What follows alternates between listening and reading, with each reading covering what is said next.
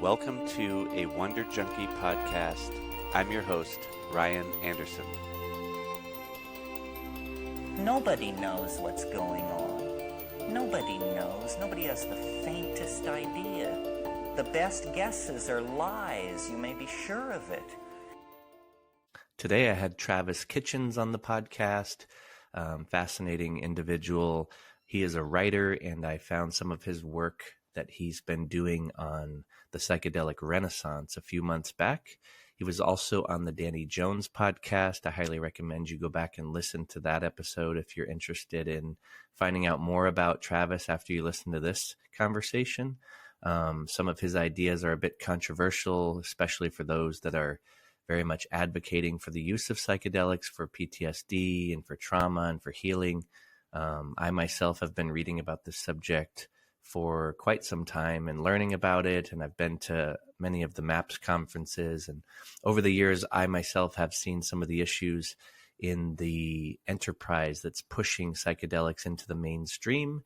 And there's a lot of negatives that nobody likes to talk about with this subject. And I think it's important to just start to bring more of a critical view of psychedelics in general and start to have more of a balanced conversation around some of the negatives and potential negatives of psychedelics, especially when being pushed by big institutions. And it's nice to look at the incentivization structures that are underlying it. And Travis has done some good work there.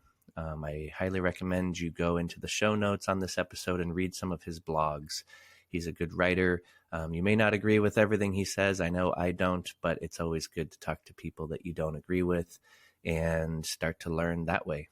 He did drop some good nuggets in this conversation, and I do have a lot of show notes on this one. So enjoy the episode. If you don't agree with him, that's fine. Try to listen to people that don't think like you. And don't forget to rate the show on iTunes, Spotify, and YouTube, and share the episode. Enjoy. All right, Travis, thanks for joining me, brother. Hey, thank you. Thanks for inviting me. Yeah, I've been following your work for probably a couple months. I guess I just found you on the Danny Jones podcast. I was pretty fascinated with what you were saying on there. And I've been interested in this field for quite some time as well, the history of psychedelics.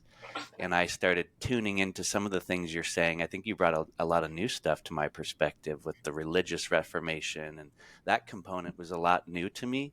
So I'd love to just start diving into how you got involved in the Johns Hopkins study. I think it was in 2014, and how your perspective came to be, because you seem to be bringing some pushback into this hype of the psychedelic movement, and you're starting to help people. A lot of people are starting to tune into this. A lot of people are starting to go, hey man, there's a enterprise here, if you want to call it that, that's pushing psychedelics in a certain context, certain way. And I noticed it, but I didn't know to the certain point. You're a good writer, and I think you're bringing a lot of good detail to it. So anyway, how did you get involved in that Johns Hopkins study? And let's start diving in a little bit to that. Yeah. Well, I lived not far away. I mean, I lived walking distance about 15 minutes from Bayview Hospital. So I lived, anybody out there that knows Baltimore, I lived in East Baltimore, which I guess probably if people aren't that familiar with Baltimore, people will know Fells Point, Canton Square. Those are the main tourist areas. So I lived right by there, like right on Patterson Park. One side of Patterson Park's Highlandtown. The other side is Fells Point, Brewers Hill area. And so in Bayview Hospital's right there. It's funny because it's actually in an area of town called Greektown. And if you look at the correlation they're trying to draw between Eleusis and Greek religion, Bayview Hospital, where they're resurrecting this whole mystical experiment, is coincidentally, ironically, cosmically, coincidentally in Greektown. Yeah, I was living right by there. I was writing for the Baltimore City paper. And the honest truth is I was down at Bertha's Mussels, hanging out with my friend Bernard. It's not even open anymore, Bertha's Mussels, but legendary bar down there, for music and drinking Guinness and blah, blah. And I'm flipping through the paper looking for my byline. And they advertised in there. So there was a square advertisement with the Johns Hopkins badge at the top. And it said, "Have you used psychedelic drugs? We are looking for people for an experiment. And they wanted people for this experiment. They wanted people who had used psychedelics before. So I fit the bill. So I just called them up and said, hey, somebody picked up the phone. Ended up being this guy, Ethan Hurwitz. I don't think he's there anymore. I think at the time he was probably a postdoc psychology student. But he said, okay, we'll call you back. So I was like, oh man, they're probably not going to call me back. But they did a few weeks later and said, come up. And so they put me through, they do regular therapy, asking about your background. And, you just kind of sit on a couch and talk to them. And a series of physical tests. They're going to take your blood. They're going to weigh you. They're going to make sure that you're physically healthy. I was about 30 or 31 at the time, so I was perfectly healthy. No history of mental illness, any of those things. And so, that's how I got involved. I had no idea. I think people need to understand in 2014, though, that's to me seems like not that long ago. In terms of the buildup of the psychedelic hype, that's quite a long time ago. At the time, I was not really even aware that they were doing it there, that I remember. There was no, even though the sort of foundational paper came out in 2006, it took a while for the hype to build. And, I'm right there in Baltimore, so you think we would know more than, if anybody did, but it just hadn't filtered out to the public. And what it was because Michael Pollan's book wasn't out. Right. So by the time I got into the study and was doing the study, Michael Pollan was there, actually there interviewing all the people for the book, How to Change Your Mind. And for the context, what was your perspective on psychedelics? What was your previous use like? And why would you even sign up for that study? Well, my previous use was like, I think when I was 16, my stepbrother got married. He lives out in Spokane, Washington. And we had some of his friends who were they seemed very old to me then, but they were probably 35. But they gave me mushrooms and we took them and, we laughed and, I puked and then we laughed more and everything was distorted and it was weird. Your typical, mushroom trip you might have at a concert or a friend's house or something. But then I was probably 16 then. Then afterwards I had taken, right when I graduated high school, which was 2001, I moved to Virginia and was working in a factory, like loading trucks with all this Kmart stuff, this little logistical hub. And, the microdot acid was big then and it was going around everywhere. So a guy I worked with, Flash, he would get this microdot acid. And so we took, quite a bit of it. And so Flash. Flash Gordon. I wish I knew where he was at now. A wonderful person.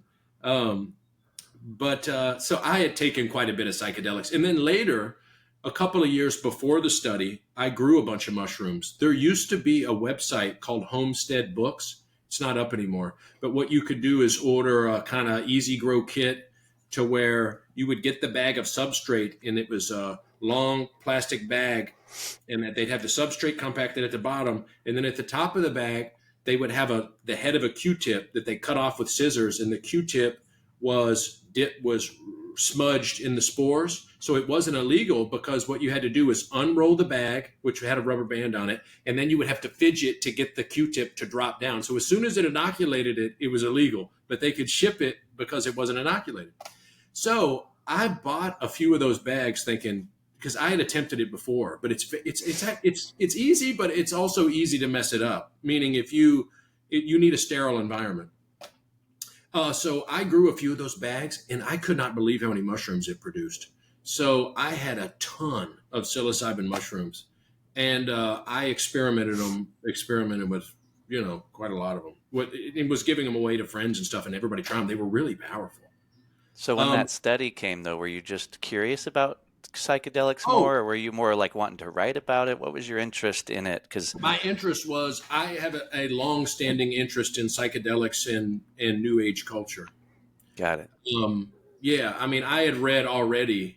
I didn't think this made a difference. Only later, when I started talking to some of the scientists and scholars, did they think that this made a difference. I thought, I read Terence McKenna, I read John C. Lilly, but I still went into it with a totally scientific baseline mind that I wasn't sort of influenced by those things. But of course I was majorly influenced. But I'd say 8 to 10 years before the study, I owned a collection, which I still have, of Terence McKenna lectures. Before YouTube, you could buy Terence McKenna DVDs from Sound Photosynthesis. Sound Photosynthesis was this woman, Faustin Bray, and I don't know who else was involved, but they would go around, thank goodness, with like they were taping the Grateful Dead or something, and tape Terence McKenna, John C. Lilly, Robert Anton Wilson, everybody you can think, Richard Feynman, Rupert Sheldrake, Ralph Abraham. And so I watched the Terence McKenna ones in particular, I watched maybe more than 100 times, all of them. I mean, these are some, the big heavy hitter, they have hundreds of them, but the classics, Evolving Times, This World and Its Double, I would watch over and over and over and over and over and over. So the answer to your question is, when I saw this, and of course, look, I was into Hunter S. Thompson. I was into all of the 60s, Leary. I very much romanticized that period. And, these people were, the way I think about it now is I kind of idolized people like Leary. Hey, let's just disrupt the system, da, da, da, da. First, I was into the music, right? Bob Dylan, and then you start John Lennon, all these people. And so I was someone who romanticized the 1960s based on very, very limited knowledge. So whenever I see this advertisement, I think, wow, America, we're coming back. This is going to be cool. It's going to be like the 60s again. Let's do psychedelics, da, da, da. So yeah, that was a very, almost, I would say, naive going into it. So, because I remember you saying in the Danny Jones podcast, I ended up listening to it twice just to refresh before we chatted. And one of the parts that was interesting is that you said you went through the experiment and you had this mystical experience, if you will, and you got a little evangelical about it. But it sounds to me like you were already a little evangelical about it before that. It wasn't new to you. It wasn't new to me, but I wasn't evangelical. I just thought, oh, this is cool. I just thought, yeah, this is cool. They're interesting. They're funny. I definitely had interesting experiences, but they were nothing, because I had never laid down with headphones on a couch, primed in this scientific setting. Once, set and setting is everything. So those experiences were much different at Hopkins. But I definitely wasn't evangelical to me. In fact, I may have been opposite of evangelical, because evangelical to me would have been people that go to Grateful Dead shows with dreadlocks. Hey, man, hippie and this and that. I'm the total opposite of that. I'm rather a conservative person. A lot of people would never guess that I was into psychedelics. I'm not into the group. I just thought you said, like, once you left the study, like, you started writing about it and thinking, like, this is the way forward, and you were getting a little bit more. Okay. I did. Yeah. Definitely after I did it, I definitely thought that. Yeah.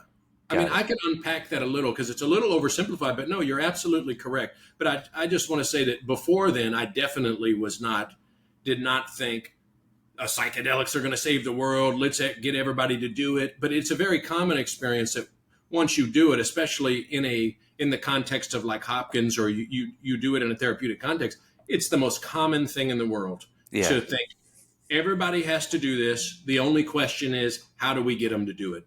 And this is kind of the main question of the Renaissance, right? Do you put it through a medical, therapeutic, psychiatric lens, or do you push it through religion? And of course, those who started the psychedelic Renaissance said both.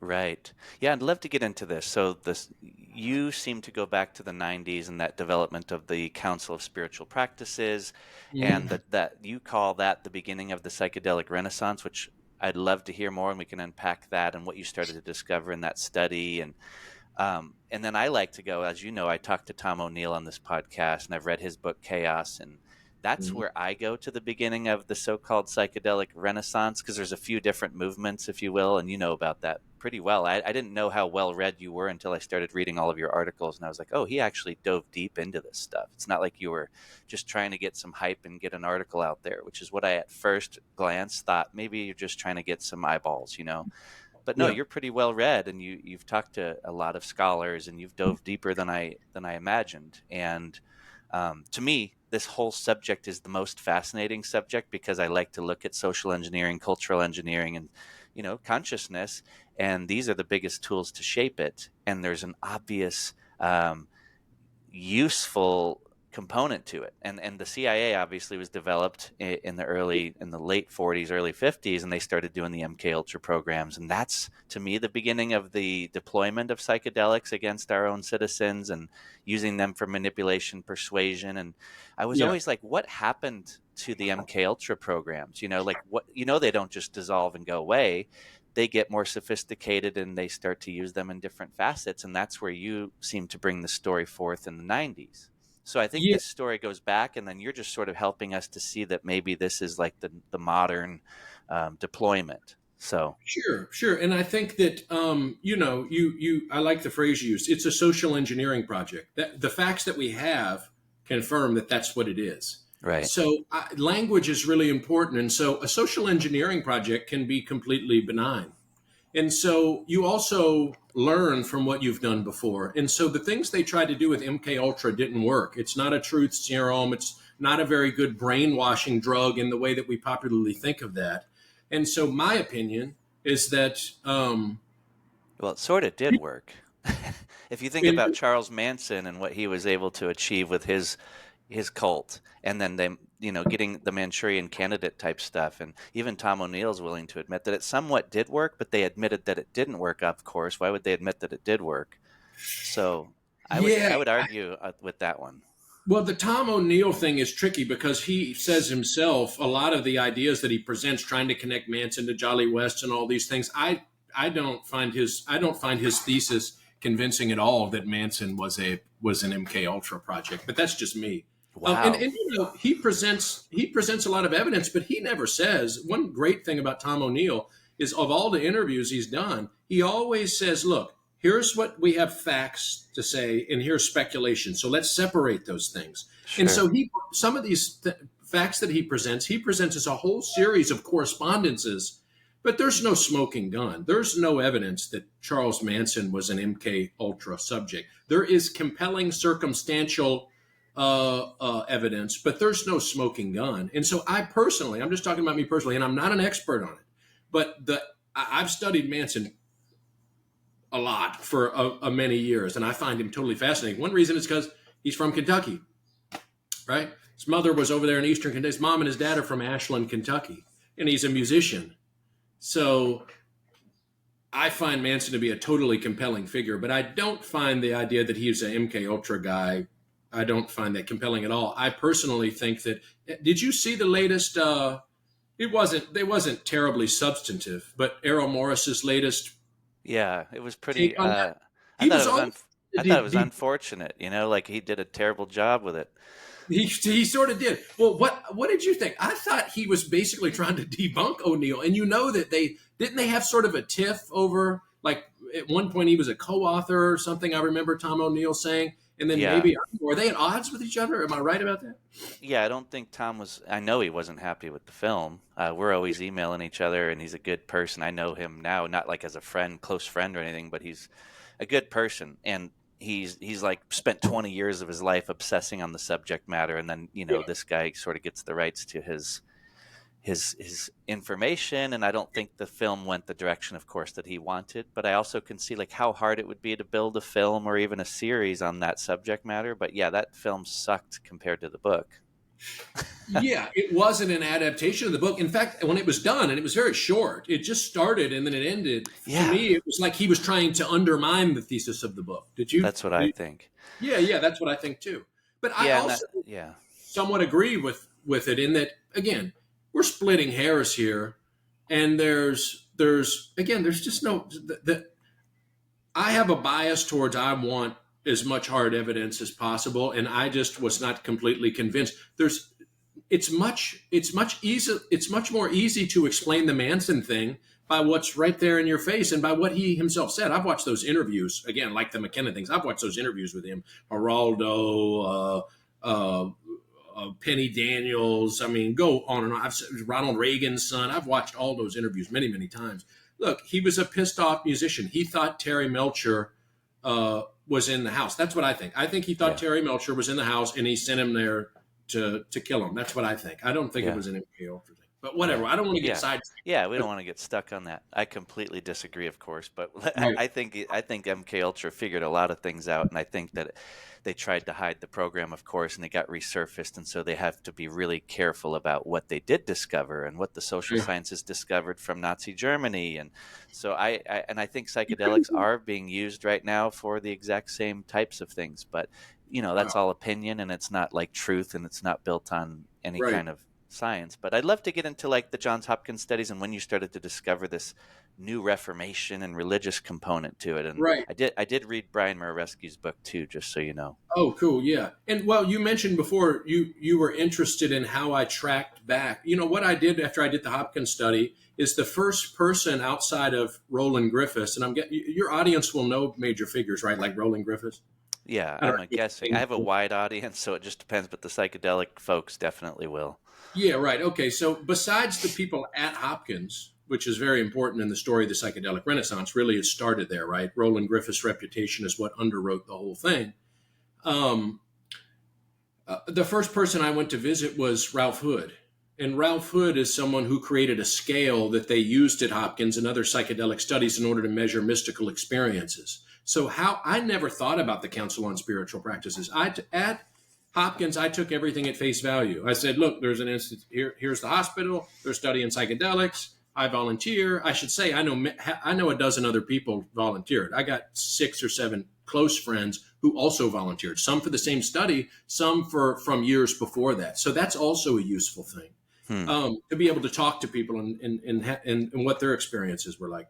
But I went to visit Ralph Hood, and he's the one who really emphasized the Council on Spiritual Practices and the difference between the vision of Maps and Rick Doblin and the vision of Bob Jesse and his Council on Spiritual Practices. One seemingly focused on the medical side, let's turn MDMA and psilocybin into a medicine, and the Bob Jesse and the Council on Spiritual Practices, of which Roland is part of let's put this into a religious framework. So then, only then, which was about 2018, 2019, did I go back and say, okay, what is this Council on Spiritual Practices? What is this all about? And thankfully, they produced literature. And they have a website. And then so I started interviewing people, and I started to figure out, okay, yeah, these are the roots of the psychedelic renaissance. You were saying there's different phases in this. I wrote a long article about John C. Lilly, so I'm pretty familiar with the 40s and 50s research as well. Mm-hmm. But the what I would call the modern psychedelic renaissance, and I think that there's a consensus on this, really started in 1992, 1993 with Bob Jesse's foundation of the Council on Spiritual Practices. And there is a backstory to that. Of course, Rick Doblin was doing things before then. He started MAPS before then. You had the Albert Hoffman Foundation, who was trying to start a renaissance. You know Robert Forte. Robert was trying to start a psychedelic renaissance. And a lot of the work he did was rolled into what became the run-up to this renaissance. His work is really important and critical to the modern psychedelic renaissance, though he has a very different view, and people don't really like to hear what he has to say. Yeah. Anyway, there's so much. There's so much to unpack. I'd like to get into the spiritual, what's it called? The Council of Spiritual Practices. Let's talk about who developed that and who was involved. I know Jordan Peterson was even involved in that. So Bob Jesse is a guy, I think he's about 64 years old. He's from the suburb of Baltimore called Towson. And he went to Hopkins. He got a degree in computer engineering. After he got out of school, I have all this written down. You got to forgive me. This stuff is dense, and I've got all of it written down and a lot of it memorized, but I haven't thought about this part in a while. And I'll send people to your links at the end of this too. So. Oh, cool. Yeah. So he gets out of college at Hopkins. He moves to California and he goes to work for Oracle. I'm assuming a lot of people know what Oracle, the software corporation. Well, their first customer, Larry Ellison, who started it, admits that their first customer was the CIA. So Bob Jesse's very high up at Oracle. He goes to a rave. They're in the San Francisco Bay Area. He goes to a rave. He takes MDMA. He's taken psychedelics. He has a mystical experience. He says, like many other people, this is it. This is going to cause this is the next stage in evolution for humanity. This is a step humanity needs to take.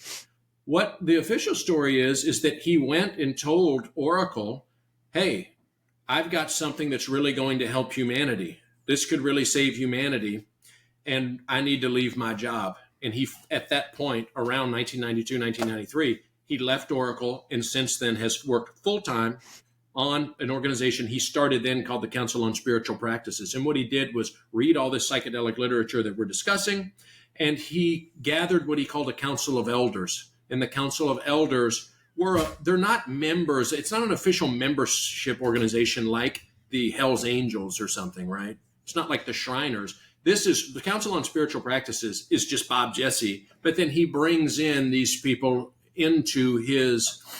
He brought all of these people, including Roland Griffiths, including Jordan Peterson.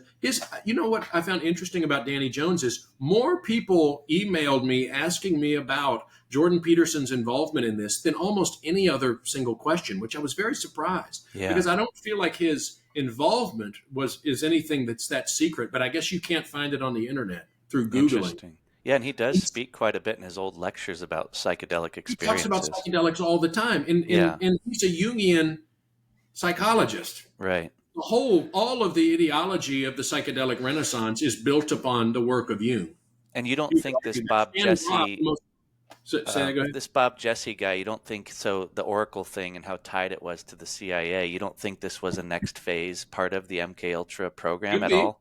Yeah. Could be, but try to ask some questions about it or get some information about it. I know, right?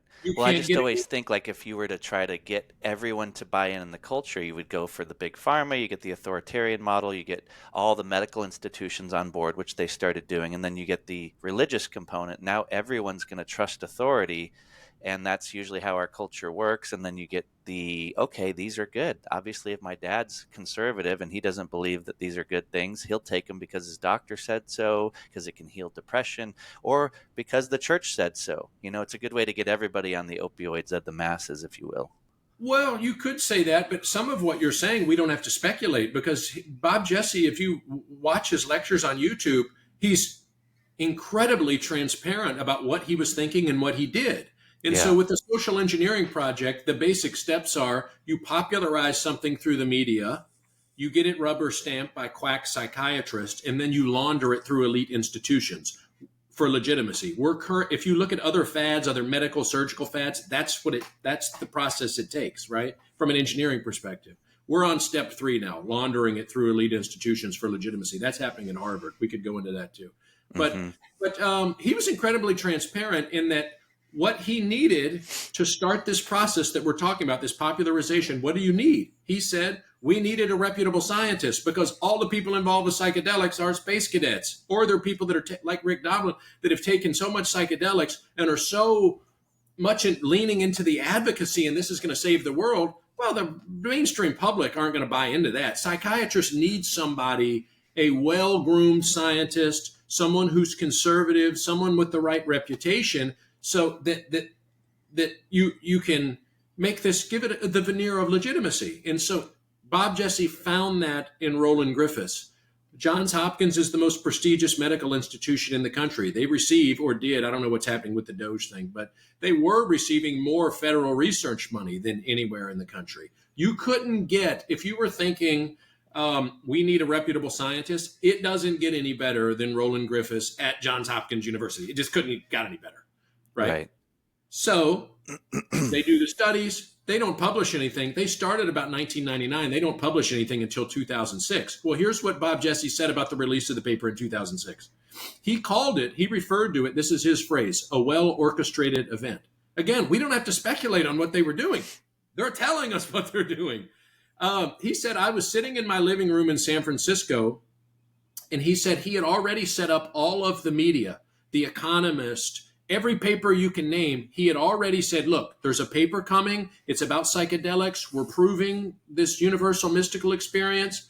And then when the paper published, and he said, we're not going to publish until I think it was July 14th, 2006. You can look up the exact date, but it's in July 2006. He said, what happened is I sat on my computer, these are his words, hitting refresh, and the articles of which he orchestrated started populating. And he says, after an hour, there were several hundred articles. So we don't have to guess on this process that you're talking about. They've been very open that this was a social engineering project, a well-orchestrated event, and we know all of the people involved. Yeah. Now, another thing you were talking about was intention. So we can speculate on, well, the opioid in the masses, or let's get people on this and get people in that. This is a big question because you can assume nefarious intention and say, well, they're going to brainwash people or they're going to, try to, divert people away from political activism. There's all kinds of theories, and there's all kinds of things we can pull from the first MK Ultra, of which they were actually doing. But I think there's another much more banal reason. And again, this is just my opinion, but I think there's a lot of facts to back it up. People ask me, is the CIA involved in this psychedelic renaissance? And I often say, if they're not, they're guilty of malpractice. Look at our country. Look at the shape it's in. If you are being presented with a drug that cures everything, if you are presented with a drug that basically provides inspiration, that's at base what it does. It produces enthusiasm and inspiration. And you have this spiritual deadening malaise over the country. And we could talk about the reasons why. But you have a nation of people. Look at the obesity, deaths of despair, alcoholism, drug addiction. How many wars in a row have we lost? Look at the shape of the country, the ignorance, the lack of education. This country is in bad shape. Okay? So if the CIA is presented with a drug, hey, this might fix all of these things, they damn well better be involved in trying to spread it. And so I think psychedelics are definitely a national security concern. And if you say there is this push towards Christianity, have you been watching lately all these stories in Vanity Fair and Wired about how Christianity is the new big fad in Silicon Valley? Right. Yeah. It's Have very you seen these articles? Yeah. It's so strange. And it's unexpected, really, I guess. But, it's just hard to put your finger on, like, where is this coming from, like you said. And I'm just more like, why? And why? I like your perspective, but it doesn't mean it's just interesting because, God, do you really think the CIA is looking out for the well-being of our culture? I think they're looking out for the well-being. The job officially of the CIA and the government, their concern is national security. Their concern, if you read articles with Peter Thiel and Alex Karp, these are people who are heavily involved. Peter Thiel, Elon Musk, these are people with CIA links. They don't deny it. They're people with CIA links who are heavily invested in psychedelic drugs. Right. And read that interview. Danny sent me the interview with Alex Karp that's in the New York Times. That's fascinating, where he says, look, what we're predicting, and they're a CIA contractor, Palantir, and he's the CEO. He says, we're expecting a war with China, Iran, Russia. All of these things are possible. So if you're expecting a major war, I don't know how familiar you are with what's happening with the military, but they keep raising the age in the Marines, in the Navy, in the Army. They're desperate to get people. Well, okay, before maybe they're 5 pounds overweight. Well, maybe 20, maybe 30. So now they'll take basically anybody if you're willing to run out there. Yeah, and that's also if you think the CIA is still looking out for the well-being of this country and looking at it from the perspective of patriotism. I'm just thinking like there's more of a globalist agenda, and these people that are globalists and transhumanists and all that, it doesn't have to do with countries anymore. There's more of a bigger thing happening. Same thing with COVID. It's like this is obviously far beyond the United States. There's a much bigger globalist agenda that's happening. So I don't think the CIA is working in particular to it's not a United States thing. It's an interconnected global agenda. I don't know as much about that. Now, I know about part of the ideology in psychedelics has been, if you read, especially Aldous Huxley's, people talk about Aldous Huxley a lot, and he's extremely interesting. But his brother is also fascinating. Julian Huxley was the first president of UNESCO. And whenever he started UNESCO, when UNESCO was founded, I don't remember the year, but he was the first president. And he gave this speech whenever they founded UNESCO that caused a huge scandal. And they almost kicked him out. And what he was talking about was we need to start a one world religion, and we need to get rid of the religious holidays and replace them with holidays dedicated to scientists and scientific achievements. Now, you could argue whether this is a good or a bad thing. I'm not for it, but maybe some people, he obviously thought it was a good thing. But there is this thrust within psychedelic thinkers that, yes, there should be this kind of one world religion, one world government, and there have been steps taken towards that. But how much of that is aspirational and ideology, and how much of it is realistic? I see it as so far-fetched that I don't pay as close attention to that, though I'm aware of it. You see what I'm saying? You can only know so much. So I've been trying to narrow down and gather as many facts and write about things the where we know, because this is an area of research to which there's not very much good journalism. I hate to say it, but it's not that there's not much good journalism. There's almost no journalism. Yeah, in order for you to do a good job, you're doing the right thing by trying to narrow it down. And just like Tom had to do with his little subject matter, you can't get too broad. But there are people that are more generalist and they're connecting dots, and that's fascinating too. And did you listen to Dr. Jack Cruz on Danny Jones the first round? No. That dude will blow your mind. And I'm not saying he's right about everything, but he's a neurosurgeon. And he has some interesting perspectives that I think you would appreciate about the history of MK Ultra and like why and what they're doing with screens and blue light technology. And the war on light is a fascinating subject that I think you'd find interesting, but he does tie a lot of what you're talking about into the bigger picture. But I don't want to get derailed. I want to keep to what you do focus on and a lot of the stuff you talk about, because a lot of people have never been exposed to any of your ideas or any of the stuff we're talking about. So, and I would hope that there are other people out there that could take the work that me and other people are doing and then take it as a puzzle piece to place it into the larger puzzle, because you really got your work cut out for you just doing the little part that I'm doing, because almost nobody wants to talk about these things, which in itself is suspicious. Yeah, I agree. Have you found Neshe Devenot? She's a writer, okay. I thought you'd been connected with her. She's doing a decent job. The Symposia published one of my articles on Ralph Hood. That's right. Yeah, cool. She's doing I feel like there's only a few people that are willing to push back against this enterprise. Like when you go to the MAPS conference, Jamie Wheel was the only person that had spoken about the downfall of the psychedelic renaissance and how screwed up it is. And everybody else was just promoting it, pumping it, glorifying it. And it's like, God, where's the actual balanced conversation about this thing? Well, within the movement, the idea is that this is so sensitive, so controversial, and that the public are basically so easily spooked and sort of ignorant, and the professionals, that you can't. It's a kind of PR damage control optics. Optics is everything these days, and so you have to control the flow of information, and that's what Bob Jesse does, and that's what Michael Pollan does. And so the idea is, look, these things have been demonized and stigmatized for so long that we don't want to focus on the negative. Let's focus on the positive, and then once we push it through, we'll kind of talk about all those things. Now, that's a problematic position, and Neshe has done a lot of work on that. And but there's also some legitimacy to it. Look, psychedelics do. I think for me personally, the promising area of research with psychedelics is brain damage, phantom limb pain, those type of things. But the religious part is the part I find the most potentially problematic. But as far as journalism in the space, there's not a lot. I mean, look, you're joining two things. Your mainstream newspapers find this area weird and esoteric. You're joining science with religion and conspiracies.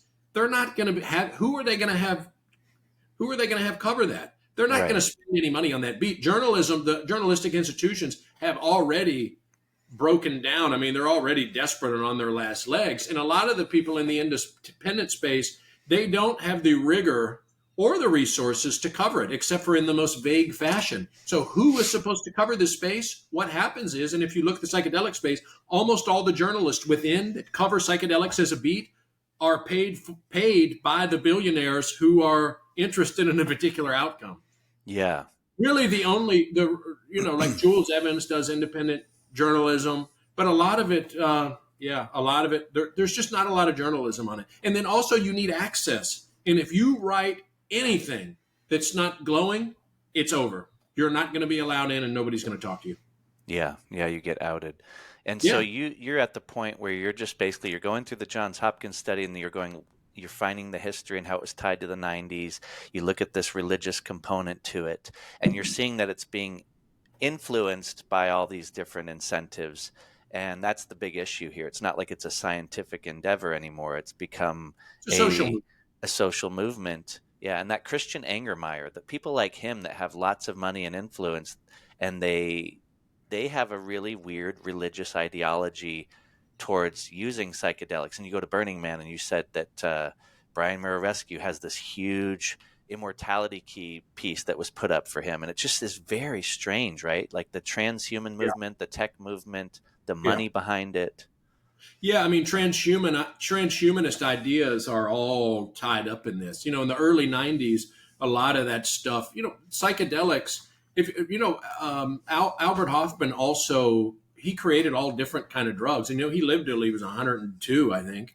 And so hydrogen, I always mispronounce it. He created hydrogen. So if you look at the early transhumanist literature, and there's a person who does a lot of good work on this, Emil Torres, who's published a bunch of interesting articles in Truth Dig on the Tescrial movement. And this is this combination of weird transhumanist, extinctionist ideas, ideologies. And and they have gone through a bunch of the early literature. So I looked at it through Emil's work. And in the all those late '80s, early '90s, the birth of the internet, they're mixing psychedelics in with computers and saying, look, these are smart drugs. They're going to make you live longer. If you look at Christian Angermeyer, he's involved now, along with Peter Thiel, this Olympic Games where you would take drugs. So they're very much interested in engineering in psychedelics as part of this plan to engineer a race of kind of like superhumans. So, anytime you're using science and magic to try to overcome hard limits, much tragedy and comedy is going to flow from that. And I feel like that's kind of where we're at as a species, unfortunately. Yeah. A bunch of strange ideas come from these people, transhumanist ideas. Again, Julian Huxley was majorly involved with all these transhumanist ideas. And the idea of let's create a new religion or a new scientific religion and blah, blah, blah, blah, blah. So, yeah, they are definitely going for that. Where they're at now with this, I feel like over the past few years, either they're just subduing their rhetoric because people are starting to cover it. I'm talking about Angermeyer and Thiel. Or either they just realize that it's completely ridiculous and never going to happen. I don't know. But it seems like some of that is lost. They've sort of lost its luster. This whole, we're going to be Angermeyer in particular, we're going to be immortal. We're going to live forever. We're going to, Elon Musk, we're going to retire on Mars. I mean, it is disturbing that these tech oligarchs and billionaires they're in the White House. I mean, it's not good. They have a lot of power. And unfortunately, a lot of young people have fallen into this trap of this tech bro thinking, whatever you want to call these people. I just find it really stupid and juvenile, particularly Musk. I mean, I just find the ideas totally juvenile, completely stupid, and a waste of time. It's people that read too many comic books and play too many video games. Yeah, and I feel like that element has somewhat been engineered. If you look at the development of the tech industry and the ties to CIA and Google and Apple and all of that, if you wanted to engineer a society, you would create a subliminally suggestible, distracted, and you can engineer them whichever way you want. That is mind control. And so that's what tech ends up being, an attention economy. And they hire the best psychologists and social engineers to keep you addicted to screens, and then they eliminate... Yeah. That's the main goal always. You can never forget money. In America, the number one goal always, but all the mind control and all that must come after money. Making money by keeping people's attention and attention economy, what David Courtwright calls limbic capitalism. And have you read his book, The Age of Addiction? He's incredible. I haven't. Drugs historian. David Courtwright. It's called Limbic Capitalism. Everybody should read it who's interested in psychedelics. But yeah, they're just trying to make money. This is what they've always done. Whether it's a coal mine, this is just the new coal mine. Where I'm from here, first commercial coal mines back there in my hometown. Okay, you get down there and pick the coal, and we're going to make a bunch of money off of you. Mine the coal. Now they can make money by you staring at, zombifying you and making you stare into this advice and addicting you to all kinds of shit. Addicting you to stuff is a really good way to make money, and that's what they're going to do. All the other stuff comes second. Sometimes I feel like all the transhumanist ideas and all of the more conspiratorial stuff is almost giving them too much credit. These people at the end of the day, if you look at them in the White House now, we're going to have all these wonderful ideas. They're going to do all these things. At the end of the day, it's just a grift. It's just regular corruption to make money. Yeah. We're going to get the contract. Let's get Boeing out of the way or this one out of the way so we can make money. I mean, at the end of the day, that's what it is. People are driven by very basic drives. And though ideology is, and particularly religion and psychedelic drugs, does give people very strange ideas and a lot of enthusiasm to pursue them, at the end of the day, I think people are mostly driven by money. Yeah. What is your perspective on Rick Doblin? Like your understanding of his, like Robert Forte has a perspective on him that I had heard for the first time. I remember a few years back, and I went, "Holy shit!" I used to think he was like this hero, and they pedestalized this guy. And then I started to look into some of his investors, and I was like, "Oh, he's not exactly like this awesome person that's trying to help the world from my perspective anymore." Yeah, well, me and Robert would have a different perspective because Robert's known him for 4 decades now. So Robert knows him. Robert was there when Maps was started and has a very has a personal history with him. I don't know Rick Doblin. I've interviewed him a few times. He's always been nice to me. One thing I find refreshing about Rick is whereas Roland Griffiths and other people will try to hide the religious mission. If you ask Rick, he'll just tell you what he thinks. If you look at my latest article for Reason, he says, yeah, we need to incorporate this into religion. We need to tap into the perennial philosophy. This is what we need to do. So Rick seems to me to be a very true believer in the psychedelic utopia. His funders are not very good. Some of them are not very good people. He pioneered this method of appealing to the military and right-wing politicians to try to push psychedelics through, which in its own way is ingenious. Look, MDMA, I'll be honest, I've never even taken it before. Surprisingly, I've never taken MDMA. What I know about it is people have found it incredibly healing. Now, maybe some other people have problems with it. I don't know. But it seems to me pretty convincing that MDMA is a medicine and a drug that could help a lot of people, and say it were approved by the FDA, despite some of the troubling aspects. Remember that the FDA rejection was based on the fact that it was the first drug that ever came through that also had a therapeutic component. And the therapeutic component was grounded in the ideas of Stanislav Grof, who's probably the oldest living psychedelic researcher. He's 90-something. And so it was rejected based on the therapeutic component.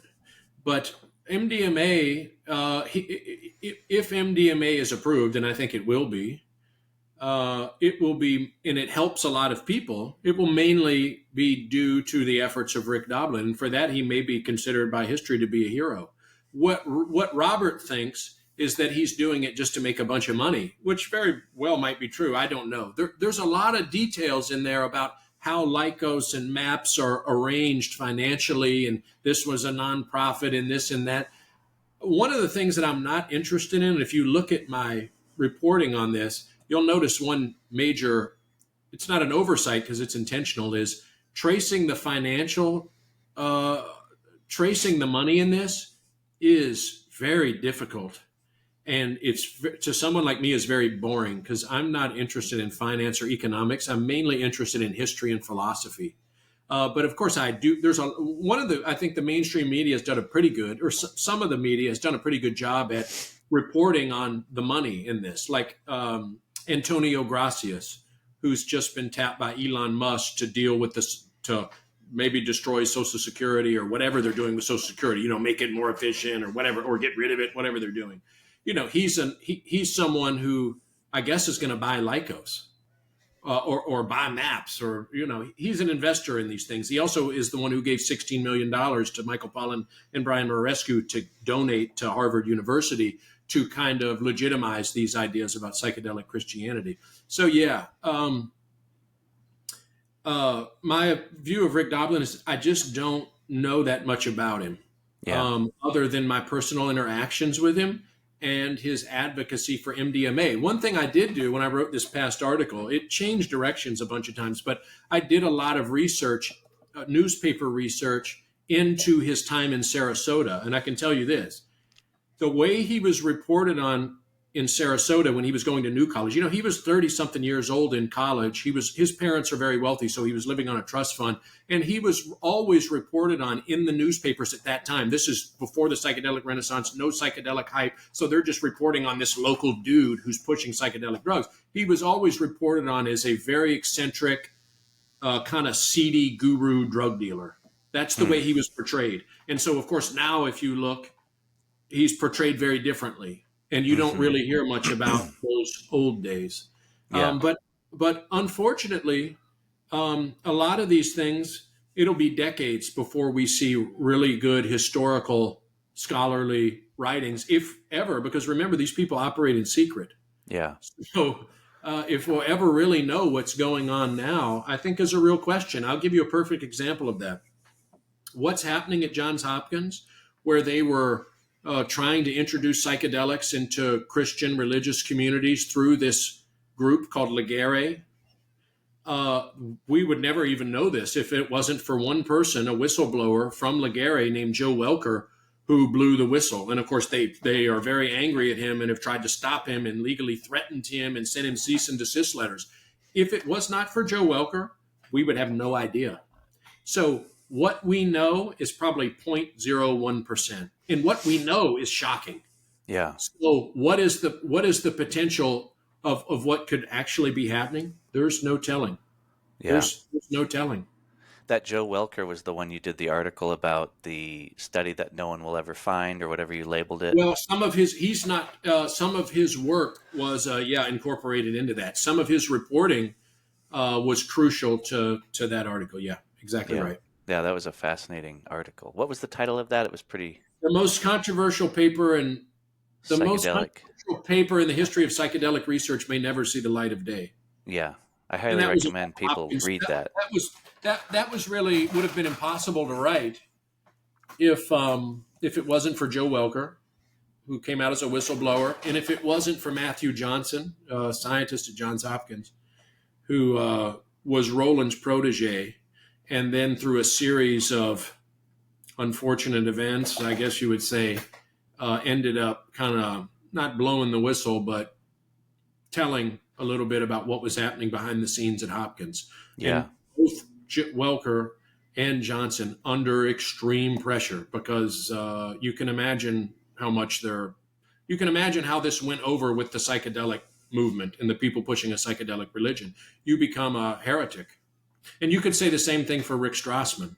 Rick Strassman deserves credit for, he's probably the only, he really started the psychedelic renaissance in the technical sense of, he was the first one to restart research into psychedelics in New Mexico with DMT. And he was going to do psilocybin too.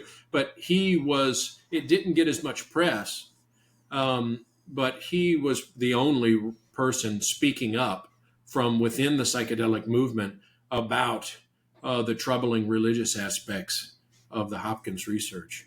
Yeah. And he didn't want to get involved because of that, right? When they started to want to... Exactly right. He was the person who... Bob Jesse needed a scientist, a legitimate scientist, to start the psychedelic renaissance. He first approached Rick Strassman and said, "Hey, we want to start research into mystical experience."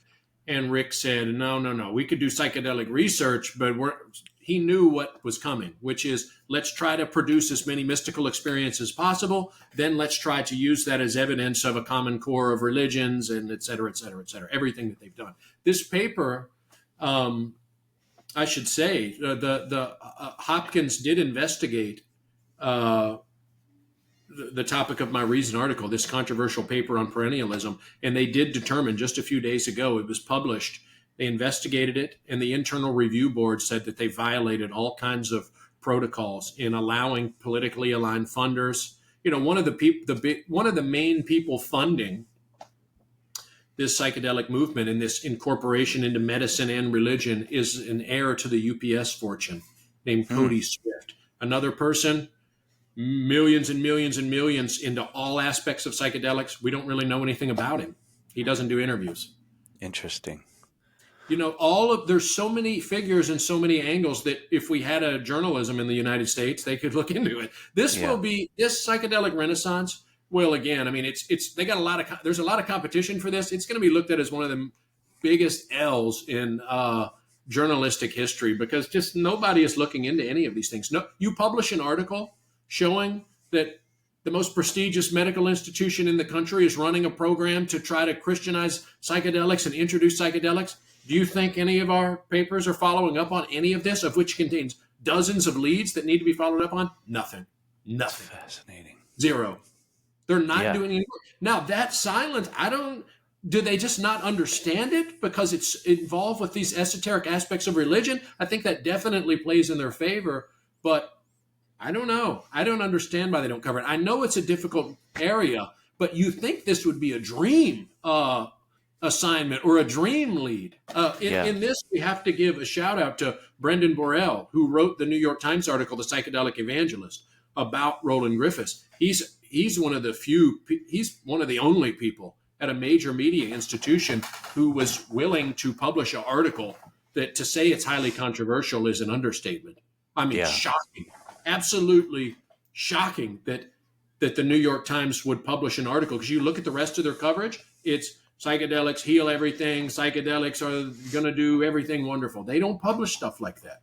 Yeah. Yeah. There's so many people with different incentives and interests in this thing, and it seems to be being deployed. Like Michael Pollan's book was able to be a big top seller, and he just stepped into the game, and all of a sudden you've got this book, and here's how to do it, and here's the way it's going to go. And then I just feel like even Brian Mirarescu's work, it was nothing new. It was stuff that had already been written. Carl Ruck and these guys had already presented this material, but then all of a sudden this book comes out and it's a #1 book on the charts, and you're like, what is this? What is happening? He rode the wave of the psychedelic renaissance, because remember, what he did was tie all that old work that we already knew about to the psychedelic renaissance. The book starts after the Graham Hancock introduction. It starts the very beginning. The first words that Murarescu writes in the book is this conversion portrait of a Hopkins clinical trial participant. It starts with this religious conversion, right? And so he tied these things together. So it was very topical. With Michael Pollan, you got to remember, he was already sold millions of books. He was incredibly famous. So the fact that the book was popular is not a surprise at all. The he was capitalizing on it. Was right. He's already somebody who's really famous and known for doing good thoughtful, careful journalistic work. The troubling aspect of it, or the suspicious aspect of it, is that, he was kind of drafted by Bob Jesse into the psychedelic thing. He was introduced by Bob Jesse. Bob Jesse obviously saw in Michael, if we're going to draft a PR public relations person for our social engineering project, it's like Roland Griffiths. It's a dream. Bob Jesse, he's a genius. Yeah. I mean, he's everybody that knows him. I've interviewed people that know him. He's a genius. He's incredibly intelligent. And if you couldn't have picked two better people for this project than Roland Griffiths and Michael Pollan, the credibility is 110%. These people are the best at the absolute best at what they do. Yeah, especially to get the buy-in, because I know really conservative like fire chiefs that would never consider psychedelics, but they read that book and they're like, oh wow, this Michael Pollan guy is a straight edge guy, and so. Well, and some of it, you got to remember, I always want to remain balanced with this. Some of it's totally legitimate. There are people that are helped by psychedelics. There's no question. People are helped by psychedelics. It's not that the work is illegitimate or some, demonic diversion or something. That's why I always want to be clear. It's just not all social engineering projects are bad. These are things that were stigmatized, demonized, but the lie about that, and here's the oversimplification of which I addressed in my Compact article. Again, something nobody will ever follow up on. Doesn't matter what you report. They're not going to follow up on it. Nobody's going to look at it, except for people like you. The oversimplification in the Pollan narrative and the Pollan Netflix series is, here's always the line, always. And look at anything involving psychedelics. This amazing research, which was having miraculous results, curing alcoholism and doing every other amazing thing, was happening at Spring Grove Hospital in Baltimore. And then Timothy Leary came along and he ruined it for everybody. And so this amazingly promising area of research was then shuttered because of Richard Nixon. That is complete bullshit. I keep trying to direct people toward Matthew Oram's book. He's a historian out of New Zealand. It's Matthew Oram, O-R-A-M, and it's called The Trials of Psychedelic Therapy. And what he shows through the most meticulous historical examination of the evidence from Spring Grove Hospital and that first wave of research shows that that's not true at all. The results of psychedelic science at that time were exactly like now. Most of it proved that it wasn't better than a placebo. It was not curing alcoholism, just like it's not curing now. A study just came out the other day.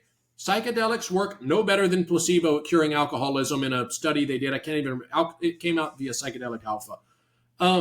It's overhyped. It's not curing all of these things. Yeah.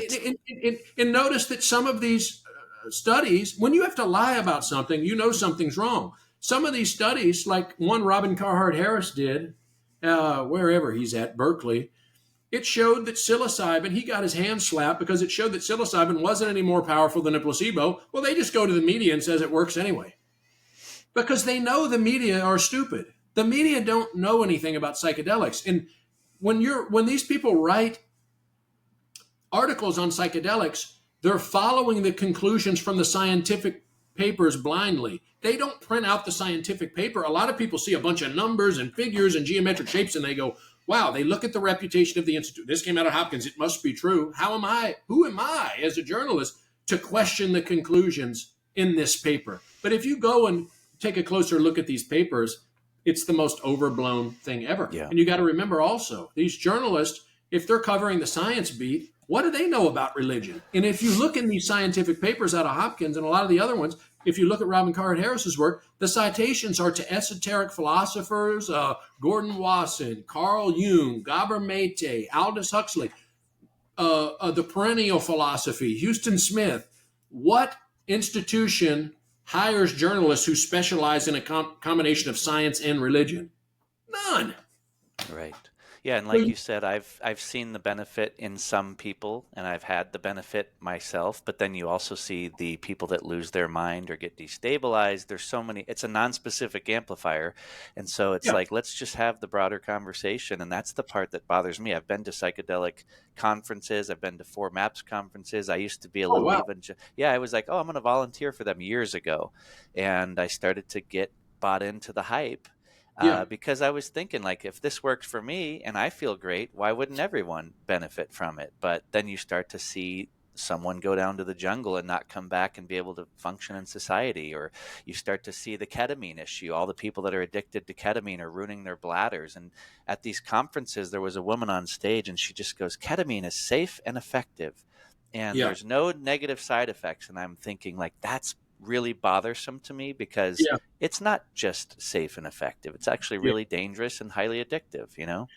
Yeah, you're exactly right. And but look, you got to remember, there's the psychedelic space, I always tell people, here's the connection to religion. We don't need to find the Holy Grail. All you need to do is look at the psychedelic movement, the people involved with it. There are more grifters than in the religious space. It's full of people that are grifters who are white collar professionals who are just trying to get their grift going. Whether it's a ketamine clinic, whether it's I'm a think fluencer, whether it's I'm the micro dosing coach. I mean, they're so full of bullshit. And a lot of them I think are sincere. They're not that smart. And so they read one book, they're blown away. I mean, again, this literature, if I were to, I don't no way for me to show you, but my house is filled with thousands of books.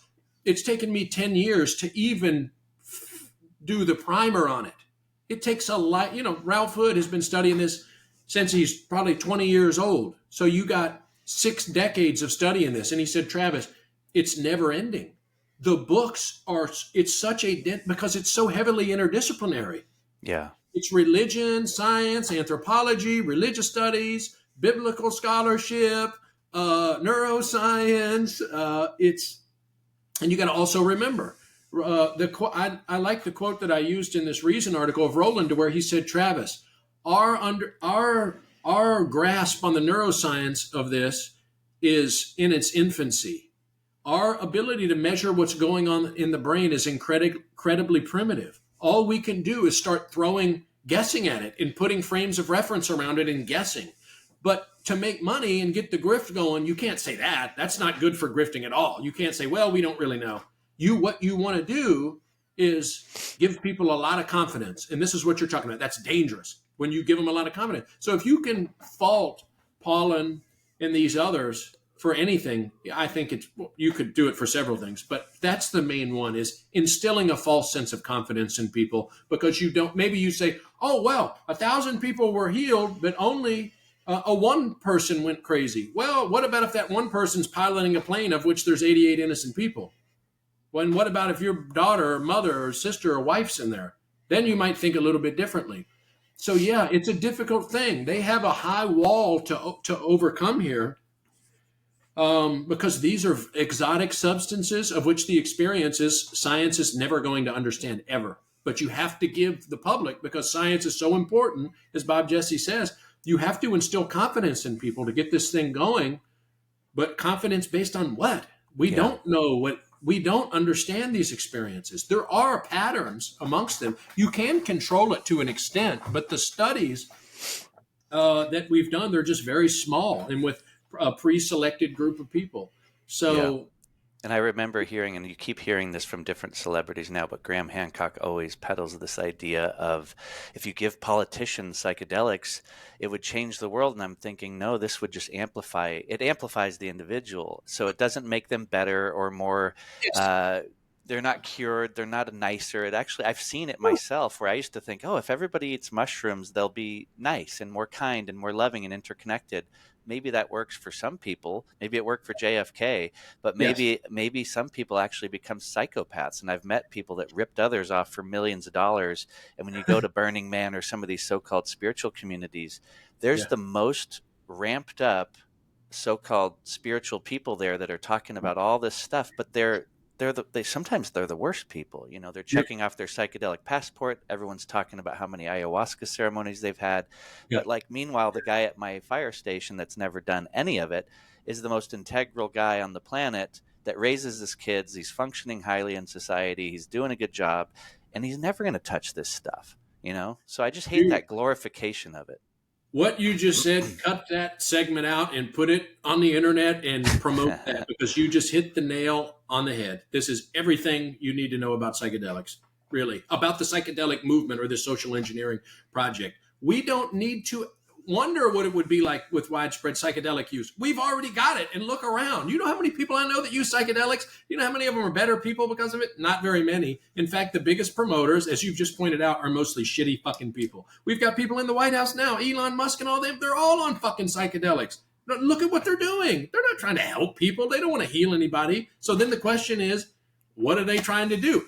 Do they want to heal people just enough to get them back in the factory or on the battlefield? Yeah, I think so. They're testing psychedelics over in Ukraine. People also question that on the Jones podcast. No, they're not. No, they're not. Bullshit. Yes, they are. They're giving psychedelics, ibogaine. Dana Beal brought Rick Doblin went and got the ibogaine from Africa, gave it to Dana Beal. He trafficked it into Ukraine and was giving it and said, I was giving it to soldiers on the front line, and they're microdosing psychedelics, and we're going to win the war now. So we know they're deploying it on the battlefield. The military through DARPA is funding psychedelic research to try to create. If you look at during the Iraq War, which was a horrible disaster of epic proportions. I think if there's people around in 1,000 years, they're going to look back at this as one of the biggest disasters ever. But it was the most drugged military ever. They were handing over thousands and thousands of antidepressants to the soldiers, just trying to get them functional enough to get back on the field. And it is just disgusting. It's a betrayal of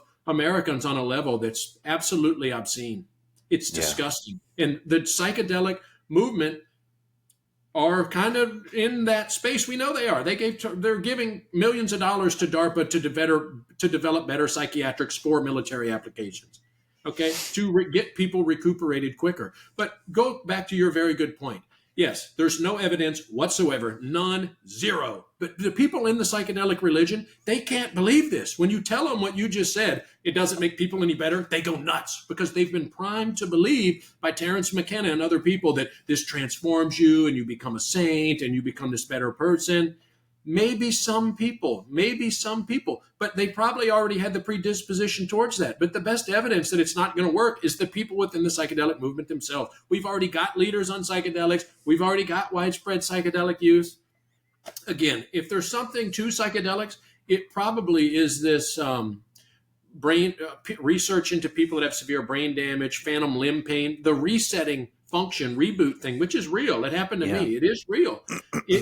I think it may have applications in there for that. And remember also, I mentioned this on Danny Jones. Shayla Love wrote an article for Vice a long time ago that said the psychedelics of the future are drugs you've never heard of yet. So they're trying to develop psychedelics without the trip. That's the main thing. And they're going to develop whole new classes of psychiatric drugs, which will be like super Prozac SSRIs, which do have a dystopian element of soma. But they also will probably develop some that help people who have severe problems. Yeah. You They'll know, have the Prozac 2.0 version, and then they'll actually have the beneficial, because if you get, I'm one to actually think that I love these tools, if you want to call them that, when done and correctly, but I like to remove the authoritarian element of it and all the there's no way to do indoctrination that. component. There's no way to do that. But There's if no way to you, do that. yeah, but if you were to give back people's primal, just rights, like, hey, you shouldn't be involved in making these legal or illegal, and you were to say, like, hey, you should have access once you're legal age, just like you do with alcohol, and stop promoting these things in certain directions. I've had incredible experiences where once a year or whatever it is Yeah. powerful and beautiful and healthy. But I don't throw the baby out with the bathwater. I just hate the enterprise that's behind it, pushing it in these certain directions, whether it be, like you said, to change people's belief systems or to drive them for, a new medical cure. Yeah. But Yeah. There's no way to take out that authoritarian element. And that's, say do we really want, I think here's the question. One, are there any limits to medicine? Medicine's bleeding over into religion. Are there any limits to medicine? Two, do we really want drugs? What they're hoping to do is develop drugs that you can better refashion and remold people's minds. Do we want that power, because it's coming, in the hands of corporations, scientists, and governments? Because that's what's coming. Another quote from one of my articles with Roland. I said, Roland, do you think this could go bad? And he said, of course. He said, imagine China and what they want to create in their population. And the question is, Travis, could you, through set and setting, engineer this type of conformity? And the answer, I think very clearly, is yes. yeah. So I don't, even though, again, you said throw the baby out with the bathwater. There could be some great uses of psychedelics, and I'm all for, what I'm for is total decriminalization and then shut the fuck up about it. Because this social engineering project that you're referring to and the authoritarian elements, there is. I mean, why are you keep pushing this? Like, look, decriminalize it and then shut the fuck up about it. Yeah, that'll never happen. And then you look at it won't ever happen. No. The military-industrial complex and the war on drugs, the amount of money involved in controlling drugs and pushing them in the direction that you want them. It's all profit, incentives. It is. And what is the government? That's why I go back to what I think. People don't like my argument on this because it's benign and it's not as sexy as like brainwashing and MK Ultra. But look, I don't think this is a good thing. I don't think it's like they just love America and they want to help America. I don't believe that at all. What I think is they see a major national security problem. Our population are in serious trouble. The metrics of, again, alcoholism, deaths of despair, depression, 1 in 5 adults on a psychiatric medication, the deployment of drugs on the population now in the most haphazard, hacky way, because they don't know how any of these drugs work. We don't, right? And so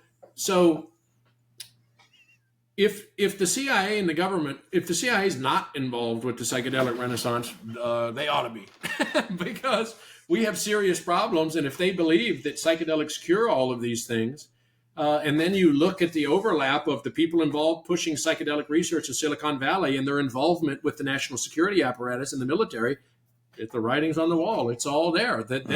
We can't get inside of their heads, but we can.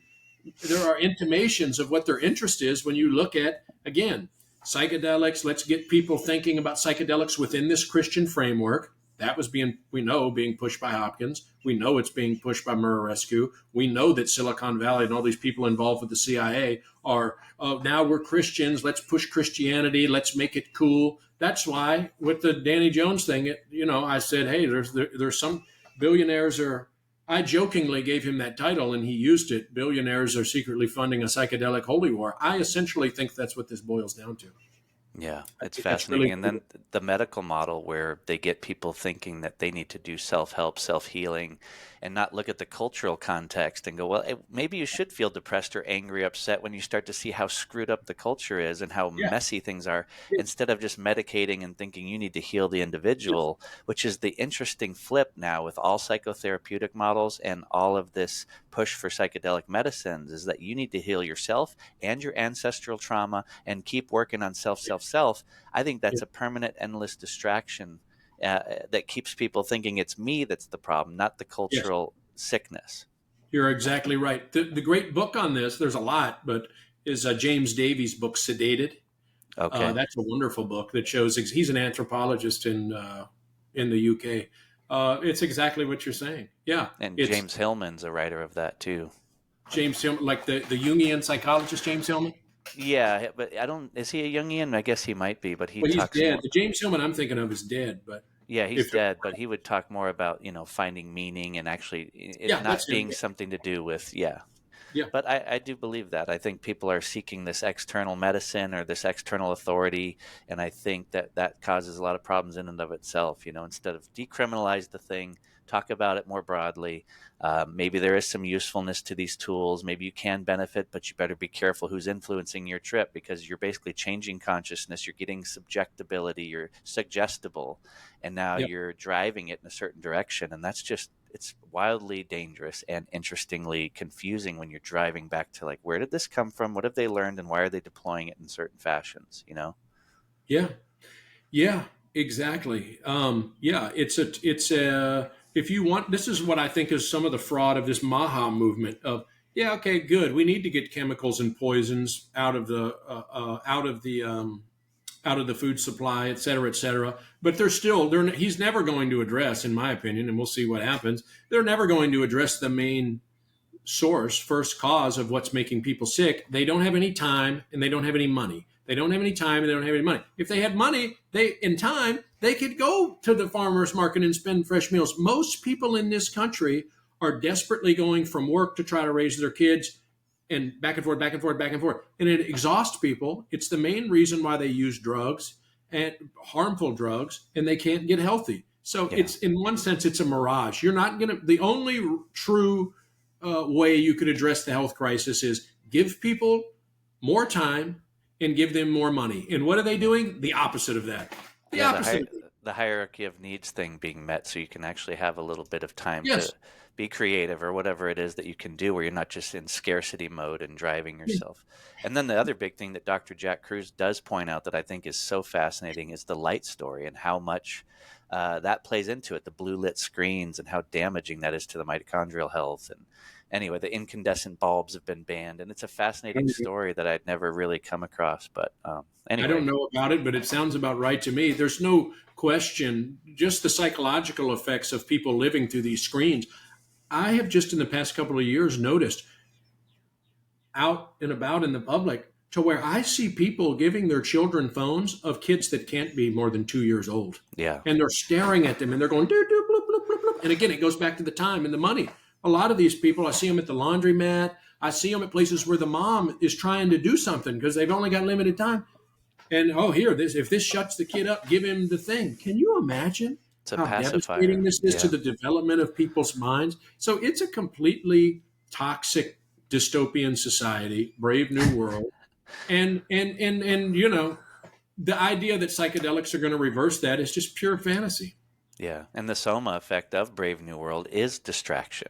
It is whatever the little dopamine hit is, whether it be a screen or a vape pen or a microdose, or get some more marijuana that has 88% THC and just get stoned because it feels good temporarily, so that you don't pay attention and maybe change and reform the situation you're in. But it's fascinating. And all the drugs are getting stronger, like you pointed out with the weed. Everything gets stronger and stronger and stronger. And it's taking, the amount it takes people to sort of stun themselves out of, it's enough to kill a horse. Yeah. The amount of drugs that people have to do to try to acclimate themselves to what is a completely hostile environment. And then again, the young people. It's rare to meet people that aren't addicted either now. It's like we live in an addicted culture, and it's unfortunate because it's painful. And it's meaningless. There's a nihilistic component to it that drives people to just seek pleasure, pleasure, pleasure. And we're offering it at the highest level too. All incentives and industries now are pushing whatever they can do to capture people's addictive nature. Yeah, it seems to me people are trying to root themselves and trying to find balance, because this thing, the social media world, this alternate reality, it's like trying to use ground up plastic as soil. You can't grow anything in it. You can't grow anything in it. You can't grow a healthy mind from it. Yeah. And they're putting it in everything. They're putting it in all the schools. They're turning everything into a computer thing. And It's not good. And some of the best solutions are free and they're natural. It's like unplugging from your smartphone for 3 days, getting out in nature, getting back in the sun, removing yourself from all these options that everybody's selling you. There's all these sales events that we're going to heal you, save you. It's all Yeah, somebody offering you something, but actually sure. it's about unplugging, removing, and getting Yeah. back to the basics, you know? But and so why it goes back to what I was just saying. But why don't they do that? They don't have any time. Look, I That's need right. something quick. I need food that I can get between. I got 45 minutes and I need some food. Okay, I'll hit the McDonald's drive-through. Okay, now I need to unplug and tune out for. I've got how long? Well, I got to go to bed. It's 6 p.m. I'm horribly stressed. I don't have enough money. Well, 9 p.m. I got to go to bed. Well, let me just hit the bottle, hit the drugs, hit the phone. They're trying to zone out. They're trying to achieve balance, but it's just not possible in the very limited amount of time with a very limited amount of money. And the Yeah. people we've got in charge, they only want to make it worse. I mean, notice their big idea, which it's good. You need to onshore. You need to reverse the effects of NAFTA. A lot of people don't have jobs, but it seems to me to be kind of weak soup compared to the problem that we have. Oh, here we're going to give yeah, people need jobs. We need to. It was a problem we saw during the pandemic. The effects of can we get some masks? Oh no, we have to buy them from this other country. It's like the country doesn't do anything anymore. So it just seems like to me constantly trying to remedy the effects of class war in a system that just doesn't work. And they're Yeah. willing to do anything. And psychedelics may be the most powerful potential remedy yet Yeah. so yeah, I And don't know. our most powerful leader, someone like Elon Musk, the most powerful guy on the planet, it's like basically, let's just go to Mars and shit on that place and bring all the same problems that we have on this beautiful planet that's already here. We can't make a biosphere in Tucson, Arizona. We have this incredible biosphere project where you're trying to see if we can live in this little man-made environment that never seems to fully work. But you're going to tell us and sell us this idea that we're going to go to Mars and create a civilization up there. And you're not going to remove any of it or fix any of the problems. And that's just our mindset now as a culture, is to just keep creating more and more solutions that have unintended consequences that are immeasurable and deploy them and just use technology to fix it. But instead of actually slowing down and looking at the big picture and, but there is no slowing down. They want to ramp it up. And I think that is the momentum is the biggest issue of our time. And so the only hope for anybody on an individual level is to do what you can to slow down. But most of this country is bred into a mindset of a quick fix and jumping on every fad imaginable. Yeah. And so have a our psychology has basically been destroyed by, one of my favorite filmmakers that's alive now documentary filmmakers is Adam Curtis. Have you seen his stuff like Century of the Self and Hypernormalization? No.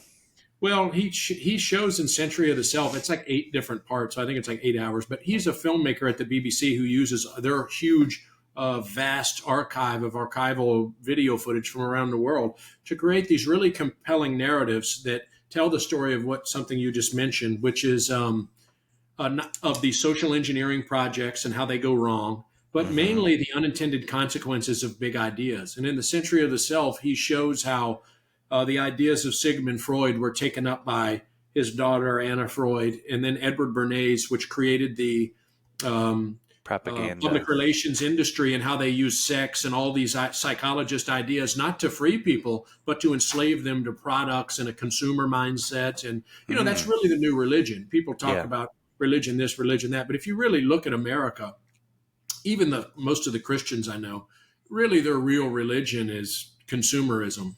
If you look at the habits and the rituals that we perform, and you were just to look at the behavior and say, well, what is sacred to these people? It really is. It's become, it was recognized long ago, really. Walter Benjamin wrote an essay 100 years ago, more than 100 years ago, called, maybe about 100 years ago, called Capitalism is Christianity. And it's very insightful. And he shows really just how, it fulfills all of the functions of a religion. Interesting. And this is what's been done to our people. In the way out of it, I don't know. Some people think psychedelics for a long time. People, if you look at, that's what I find so interesting about this psychedelic literature, because I really sympathize a lot with people like Albert Hoffman, with people like D.H. Lawrence. You know, I very naturally fell into kind of romantic Luddite ideas. I did Um, too. yeah, and so Albert Hoffman, you know, I think a lot of what they say is impractical. Um, you know, I watched a lecture by Jonathan Ott that was from, I don't know, about a year ago. You know, Jonathan Ott, one of the Yeah. big psychedelic researchers, and he described, you know, he was sort of mentored by Albert Hoffman, and he knew Albert Hoffman very well, and he described him in a way that I love. He called him an ecological fanatic who hated people. And other people that I know that knew Albert Hoffman, you know, he lived on this massive, beautiful property in outside Basel, Switzerland, and and, you know, he's like a Rick Strassman went over there and visited him, and I asked him about it. And this is somebody, you know, neo-pagan who loved nature. And I got this, Robert Forte gave me this incredible photograph that I think Robert took of he's walking around his property, you know, big stocky guy, and he's smelling of a flower. And you can just see the look of ecstasy on his face of just him interfacing with the beauty of nature. You know, what I think psychedelics at their best is an awe-inspiring vision of the perfection of nature, you know, and that can deeply shake you to your core.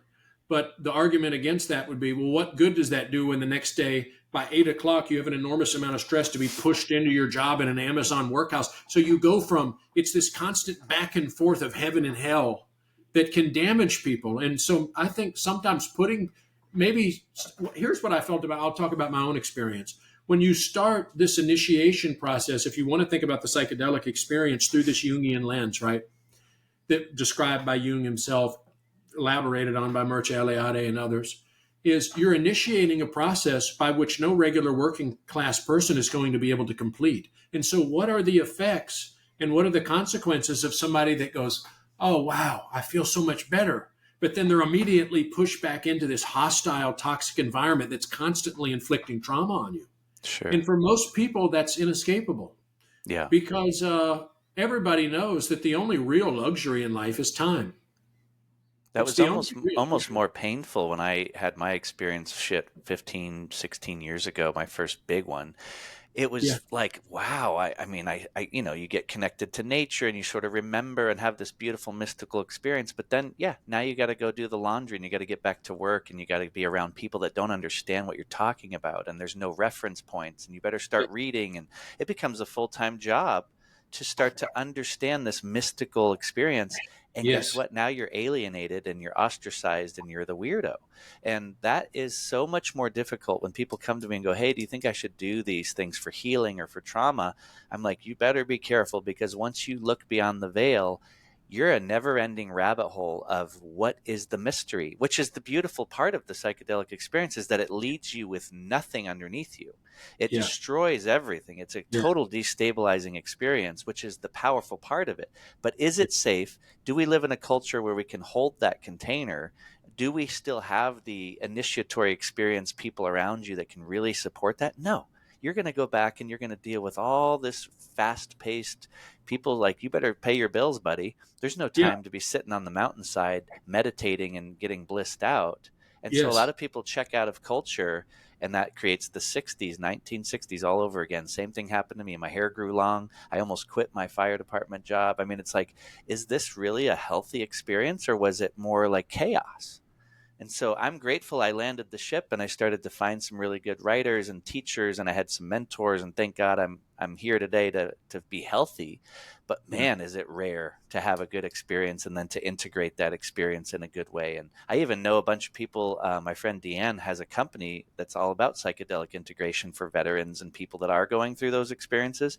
And it's beautiful because she actually comes from a pretty balanced and intelligent perspective. And she's one of the rare few that could probably have a company like that, versus now it's a big commodified business and everybody's hopping in, and it's like, who are these people that are influencing your profound experience? It's a rare 0.01% on the planet, just like a good mechanic or a good dentist, to be even considered to be around you when you're going through probably the most powerful transformational experience of your life. So, well, you hit the nail on the head again. which is when someone, oh, I'm going to do this, I'm going to have this mystical experience, like you said, hey, you better be careful. A lot of questions you want to ask them is, well, do you have a trust fund or unlimited money? Because if you're able to pursue this, you probably will be transformed. But if you're like everybody, if you're like most people, it's going to be interrupted, and that's going to be severely traumatized, because you're going to be surrounded by fucking morons. You're going to be surrounded by people that are brainwashed by this society.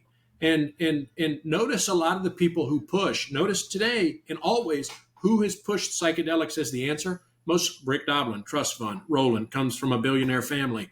Most of Bob Jesse ain't worked since 1992. Where the hell does he get money? Tech billionaire. Well, he invested in stocks. God damn, I need some advice from him. Maybe Bob Jesse, instead of getting everybody on psychedelics, could you give us some stock advice? 50-50? Because you see what I'm saying? Yeah. So, well, and it's like, are you prepared to get a divorce? Because it might change the way you see yourself, and you're the one that you thought you loved, or it might, it's destabilizing for sure. It is. I had pretty much the same experience as you, is that I constantly was preoccupied with my search for understanding my experience in the mystery and saying, man, what a toxic society, what a mixed up society. The way we think about things is totally and completely wrong, but you can't really do anything about it. And then you're constantly hit over the head with the hype of this is going to heal everything. And you go, hold on, I already took it and that's not what happened. So you need to shut the fuck up because you're lying. So these people are lying. They're lying, but they keep pushing and pushing and pushing. And I think this is where the conflict comes between the people that work in the space and that have a lot of money and the people who are out here who are taking it. And they don't want notice the clinical trial volunteers. In my last Reason article, I talk a little bit about this. Look, the clinical trial participants like Hunt Priest, that Cody Swift, the UPS heir, and all these people started giving him hundreds of thousands of dollars to go evangelize to other people, right? And I told Roland, I said, damn, I wish y'all would have given me some money. So people, if you don't advertise and evangelize, well, then you're out of the group. So it's a very weird incentive, type of incentive to try to evangelize and sell this to people. It's not trying to help people heal. It's not towards trying to help people, because we know once you give them this powerful experience, well, then what do you do with it? And, well, I offer my integration services. It's $150 a session. See, then you're right back into this buying and selling shit, of which is what caused the problem to begin with. And there is the conundrum of this, and why it can never work. Never work will it work with the type of system that we have. Yeah. Of everybody desperate, everybody grifting, everybody trying to make money. There are some, we can't, what about... you just can't make any money with it. What about, it's just, it's incredibly frustrating. And at a certain point, I've lived with this for over 10 years now, 11 years, almost 11 years, because I did this the summer of 2014. It ends up kind of a wash. And, somebody who I really admire, a writer who lives friend of mine, writer who lives down the road from me, Wendell Berry, he said, Travis, what you're really writing about here is a fad. This is a fad. That's just what it is. He said, if you can eat a pill and learn something, he's talking about psychedelics, good, do it. Okay, do it. But the way they're pushing it and selling it is at best naive and delusional, at worst, perhaps evil. So, there's so many weird questions you have to wonder about. I just tell people, get curious, pay attention, don't get caught in the hype. And yes, this is the most powerful tool you can use to change your consciousness. Be very careful if you're going to change your consciousness and what influence is going to be involved. Right. I'm not unlike you. Hey, I'm all about freedom and individual sovereignty, and maybe you should just decriminalize these things, but educate them properly instead of it being like this giant sales event. Yeah, and again, I think that you've made several really good points, and one of them was whenever we got on this conversation about people are already doing it en masse. I live in Kentucky. You know how many people here do psychedelics, but mostly the people that I know pair it with beer, marijuana, other drugs. And so no utopia is going to develop, but absolutely people should be able to do it. Absolutely. Can it be fun? Of course it can be fun. It is fun. Yeah, but drugs are not the problem. Right. I don't see it having any of these effects that that they keep going on and on about.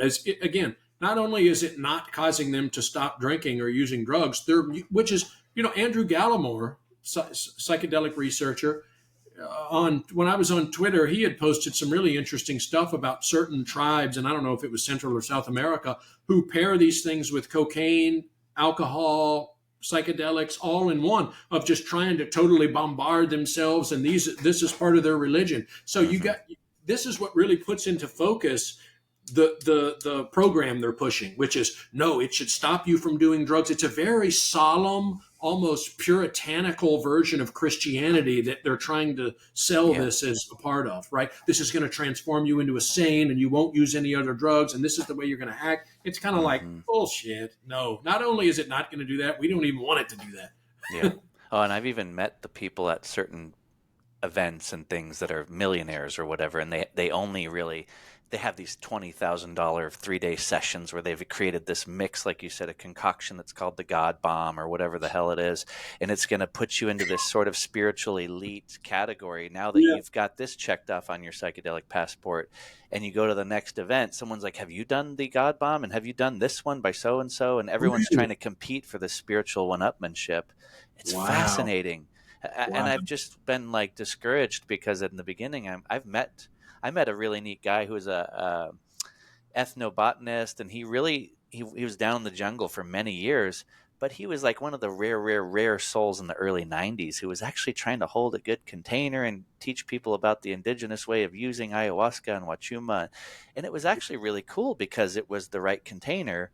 But not to say it didn't have its problems, but I can still see that component and the heart opening and the empathy and the compassion component, if done in a certain way, being there.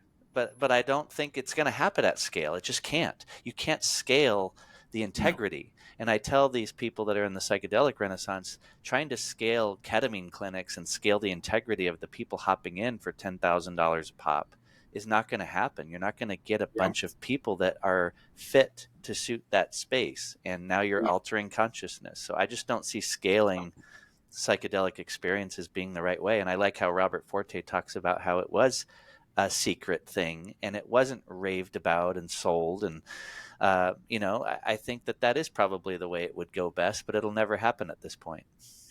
Yeah, the cat's out of the bag. I mean, I think the fad, to one sense, will probably die out unless they can find some way to commodify it where it doesn't have such a powerful trip to it, because most people just in their daily lives are not going to have enough time to, unless AI puts us all out of work, then we may have a kind of situation where people have 8 or 10 hours during a day to completely be off in la la land or something. But until then, no, I don't think it's going to scale. I mean, and you got to also remember that there's a whole lot of people who are just not interested in this and are not going to want to do it. Yeah. One thing Rick Strassman said to me once about the whole spiritualized humanity and net-free trauma is, everybody might not want to get spiritualized. There's too many ornery, contrary people. What about the people who don't want to do it? Because something Rick Doblin and Roland were adamant about, and I think this is one of the biggest problems with it, is this fixation on a global scale. Can't just be a few people here and there. Can't just be some group in Jamaica. It's got to be everybody doing it. Once that's the part where you go, whoa.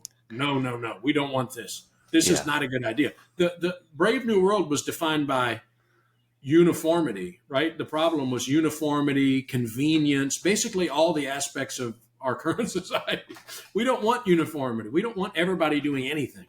I agree. Only the people that want to do it. So I agree with you. I like Robert's. If it's a mystery cult, can we just keep it a mystery? Yeah. Can we go back to that model of where keep it a mystery, and maybe there won't be some kind of punishment for disclosing it, but that goes back to what I was saying about just decriminalize it and shut the fuck up. People should not be going to jail for this.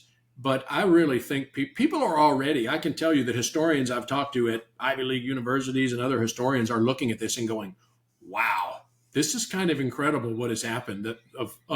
Because, a few years ago, only 3-4 years ago or whatever, people were like, oh, wow, it's just the psychedelic renaissance. This is a new wave and it's all science and there's nothing weird going on. And then the wheels really started to just fly off. And now I think most people, like you said, are realizing, oh my God, the new people ended up being a lot like the old people. Yeah. You know, Just maybe more amplified, even maybe worse. well, maybe worse because they're more competent. It's like having it's like having a more competent bank robber or a more competent politician or something. You almost want them to be incompetent or something. You know, it's like, Yeah. yeah, they're better at being secret, and they learn from the mistakes of last time. Yeah. Well, some of it they didn't. The problem is when you start taking these drugs, they become so enthusiastic they start making mistakes. Yeah. It doesn't exactly invite subtlety, you know. Yeah, I see a lot of ego amplification with it for sure. That's Yeah, why it I don't does. think they're going to save the world. I've seen too many people that do them all the time and talk about them as medicine and ceremony, and they're not exactly, when you look at their character and their life, doing the right thing or doing the thing that I would think is like, oh, that's a person I would like to be around. But anyway, I'd hate to Yeah, bash it anymore, but I'd like to know what you're writing now. What are you focused on writing? Are you still focused on this subject, or are you getting a yeah, little bit? yeah. I got a few things coming out. One is about Jung. One is about the next thing I've got coming out is a profile of Richard Noll, who's a Jung scholar who created a massive controversy in the early 1990s when he wrote a series of books about Carl Jung. Okay. Because basically what he did is all of the books that had been written about Jung were what you might call spiritualized. They were people who saw him as a guru, people like James Hillman and others. And so he wrote the first, it wasn't a biography of Jung, but it was one placing him in the cultural and intellectual milieu of his time. And basically what he argued was that, he argued that Jung was, in his words, the most influential liar of the 20th century. And also that what created his idea of the collective unconsciousness was not, of course, it wasn't scientific at all, but that he was reading this very interesting body of work, 19th century, late 19th century, early 20th century work on mystery cults, Greek mystery cults, and that he had a sort of experience of what I can't pronounce it, but cryptomnesia. It's like amnesia and crypto, meaning he forgot that he had read this stuff. It's like somebody, have you ever read something and then you think you come up with an original idea, Absolutely. or you think, and then you look back at a movie and you go, oh, I saw that in that movie, or I read that in that book. This is what he happens now more than ever because we have podcasts and we're always taking stuff in, and then you're like, where did I get any of this? But it's in there. Yeah. And then you have a mystical experience or something and you think that you discovered it. Exactly. So this is what happened with Jung, and this was very controversial because his followers very much saw him as a guru, but it's a lot more than that, And so what the end result of this book was, it was called the Jung Cult. Everybody should go read it. Noll is an incredible scholar, but it creates this controversy because he argued that the whole Jungian movement was a multi-level marketing scheme, that he was basically a deranged guru who saw himself as the reincarnation of Jesus Christ, which he did. He tried to give his followers this, his disciples followed him, taking down every word. And then you had to pay to sort of move up in the scheme. And so it just sort of revealed what the whole Jungian psychoanalysis was all about. So my next article covers that, but then covers Jung's influence. I don't think you can understand the psychedelic renaissance. Here's the argument I make. You can't understand the psychedelic renaissance without understanding Jung, and you can't understand Jung without reading Noll's work. Fascinating. And so once you read Noll's books and once you understand Jung, he unlocks Terence McKenna. He unlocks Jordan Peterson. He unlocks Peter Kingsley. He unlocks all of this work, and you see that all of their work, Terence, is just a derivation of Jung. And so if you can kind of debunk Jung, you can debunk the rest of it in a sense. And yeah, go ahead. Well, Terence McKenna, when he was 14, read Psychology and Alchemy and based his whole system off of this. And I love Terence McKenna. I also caught flack from people on the Danny Jones thing, sending me emails. Oh, why do you dismiss everything? You're too dismissive. Look, the theme of the conversation is more of a debunking conversation. I love Terence McKenna. As I told you earlier, I've watched hundreds, maybe thousands of hours of him talking. He's brilliant. He's hilarious, self-deprecating sense of humor. He's amazing as an inspirational speaker and He's a poet. A poet. Thank you. As a poet, he's brilliant and I love him. And he's also one of the greatest scholars of Western esotericism of the 20th century. He's amazing. But do his ideas have scientific validity? I don't think so. And also, I think that we need to kill our idols. So these people on the internet, these internet intellectuals, demand that we worship all of these people. But I think that the next step in psychedelia, and the scholars that I respect, are working on trying to parse these things out and trying to demystify them, as a sense, so that we don't look at Jung as a guru. We don't look at Terence McKenna as a guru. Let's look at him as a person and appreciate him for what he is. And so I love it. I like that a lot. And that dude you mentioned that wrote the Jung cult, what's his name? Because Richard Noll, Noll. Yeah. There's one called the Jung cult. The other one's called Aryan Christ. I started just briefly looking at his stuff because I did interview James Hillman. I think, really? What's his name? Hollis. Yeah. Mr. Hollis Hillman, is the one. Hillman Hillman's gone, but Hollis I had on, who's like a Jungian psychologist, a real famous guy. But I was like, I want to see some pushback on Jung, because one of the things about Carl Jung, I got deep into his stuff when I had my first float tank experiences and all that. Yeah. But I found it reverse engineering my experiences, because you start to have these incredible connections and all this stuff, but then you're like, what is this? And then you go and discover a lot of the languaging and reverse engineering. And but it doesn't discredit that any of that's all. You can't throw the baby out with the bathwater. We're just trying to disempower the glorification of the authority or the guru and all that, which I loved about like Krishnamurti's work. And I am like, that's why I like Timothy Leary. He sort of was bucking the system in that way, and a lot of people give him shit. And I think it's because he's one of those people. It's like, hey, man, question authority, you know? And I'm like that in my way, too. I think we should not give power to individuals. We should seek to have the individual experience, and then, seek to understand more about it. But don't give individuals power. You know, it's just we're just confused apes, and we don't know what happened before we got here. We don't know where we're going. And now everyone's talking about the gene codes and all this stuff. And I go and look into the guy that wrote that book, and then where does that philosophy come from? And if you're going to look at tarot cards or whatever you're looking into, go to the source code first and find out who that person actually was Albert Hoffman. I heard about from Robert Forte. He spent some time with him. And the other day I had him on the podcast, and he goes, Hoffman, it bothered me because there was this anti-Semitic moment where he saw this like... And so there's little things where you're like, who were these people? Let's stop glorifying them and painting this picture that they were these beautiful, and maybe they had some beautiful qualities, but it's always dangerous when you give people power. It is. And like you said, question authority. Within the psychedelic movement, the idea is question their authority, but not ours.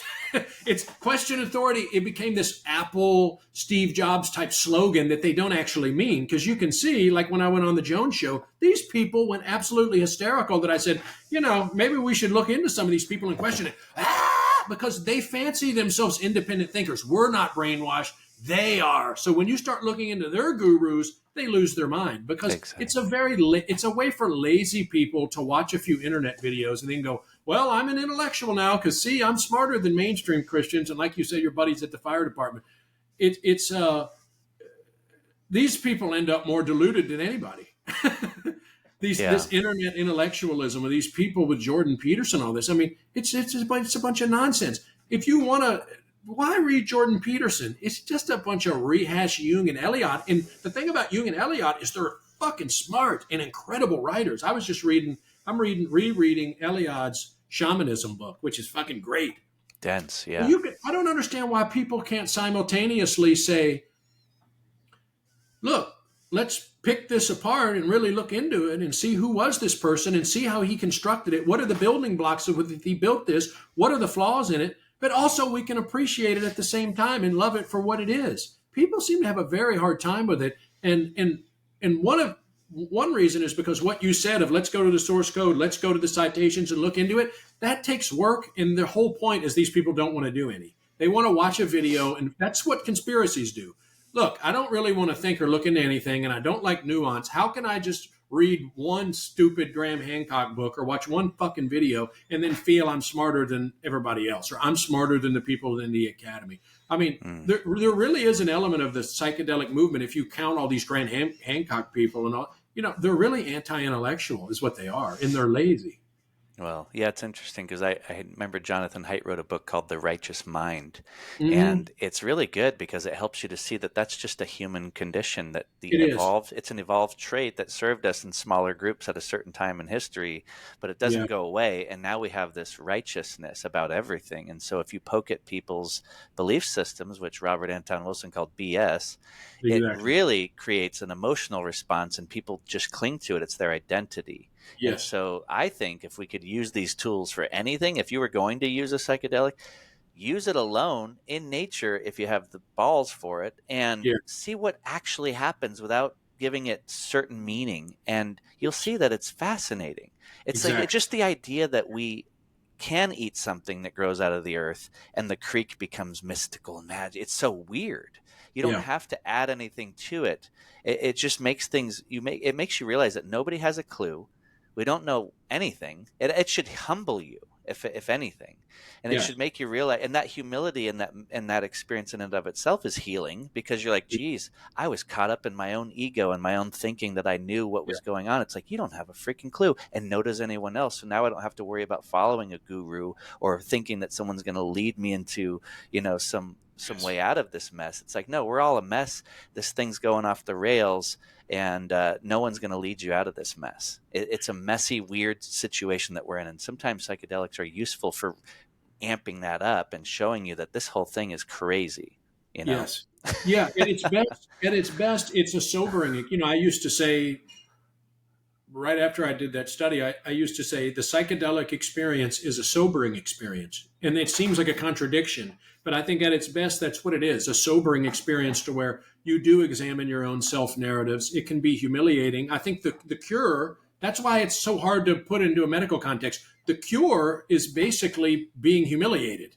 It And is. that's not really like a medical cure, Yeah. because you're privately humiliated by yourself and by your humanness, and that you're flawed, because we're all flawed, and that can be sobering. But something about our society seems to then twist it and distort it and turn it into, a, like you say, an ego inflation thing, or belief in conspiracies. I mean, there's been interesting research by, I think maybe Manoj Das did it, about how psychedelics just as likely will lead people to take on false beliefs.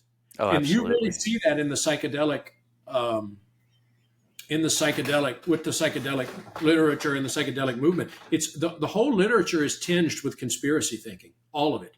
And that's why I think maybe, look, we're living in this little amount of time, we're living during this psychedelic renaissance. Some of the little bit I can do, and this is what I'm trying to achieve with my writing, this is all, it's very modest and small. I'm trying to go through these books which haven't received a lot of critical examination, and trying to parse out and look at it and offer just a little bit of report of fusing reporting on what's happening now, of showing the figures now, and animating the belief systems and the ideas and the spiritual ideas that are motivating them, trying to illuminate the belief system, because it hasn't really been questioned that much, because this literature is not taken serious by academics. So the people who would normally go through it consider it beneath them. And so because of that, it's taken on a religious aura, because they think, look, nobody's debunked it, nobody's written about it, so it must all be true. Most Yeah. most scholars are not going to write a review of a Graham Hancock book. It's like even Joseph Campbell, who the new people seem to look at as the new psychedelic people seem to look at as some massive guru who's untouchable. Well, his work was garbage. When I quoted a Wendy Doninger's review in my last article, I quoted Wendy Doninger's view, A Very Strange Enchanted Boy from the New York Times. She just brutalizes him and shows him to be a completely arrogant fool. But, it's our popular culture and the entertainment industry are just toxic. I'm constantly reminded that just what the It's entertainment fast industry. food, it's low Exactly. quality, fast, quick Exactly. dopamine hits. Nobody wants to Exactly. actually have a long It's intellect, designed that way. Yeah, Yes, it's exactly. designed that way.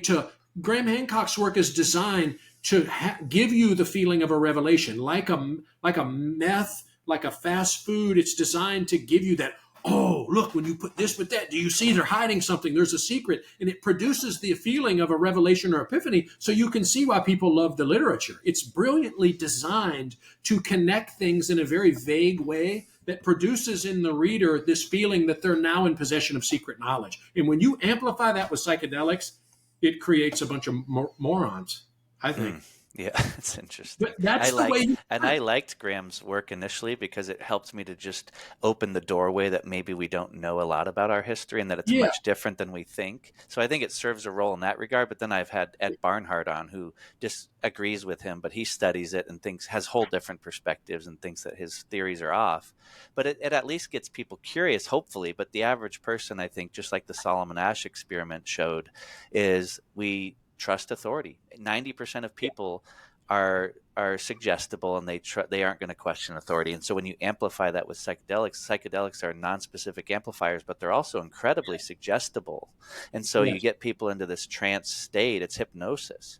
And now you create screen time and all the cultural engineering component. And you're like, now everybody's completely swayed into lots of distraction and confusion. And now we don't know our history. And so now they're very easily manipulated, I think. And it just uproots a whole culture.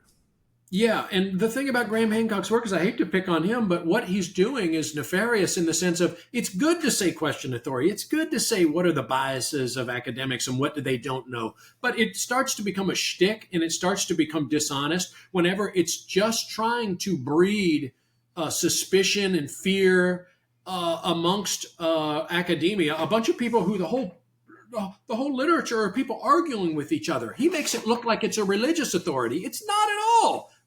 Print out the papers. Now, I know the religious studies literature better than anything else.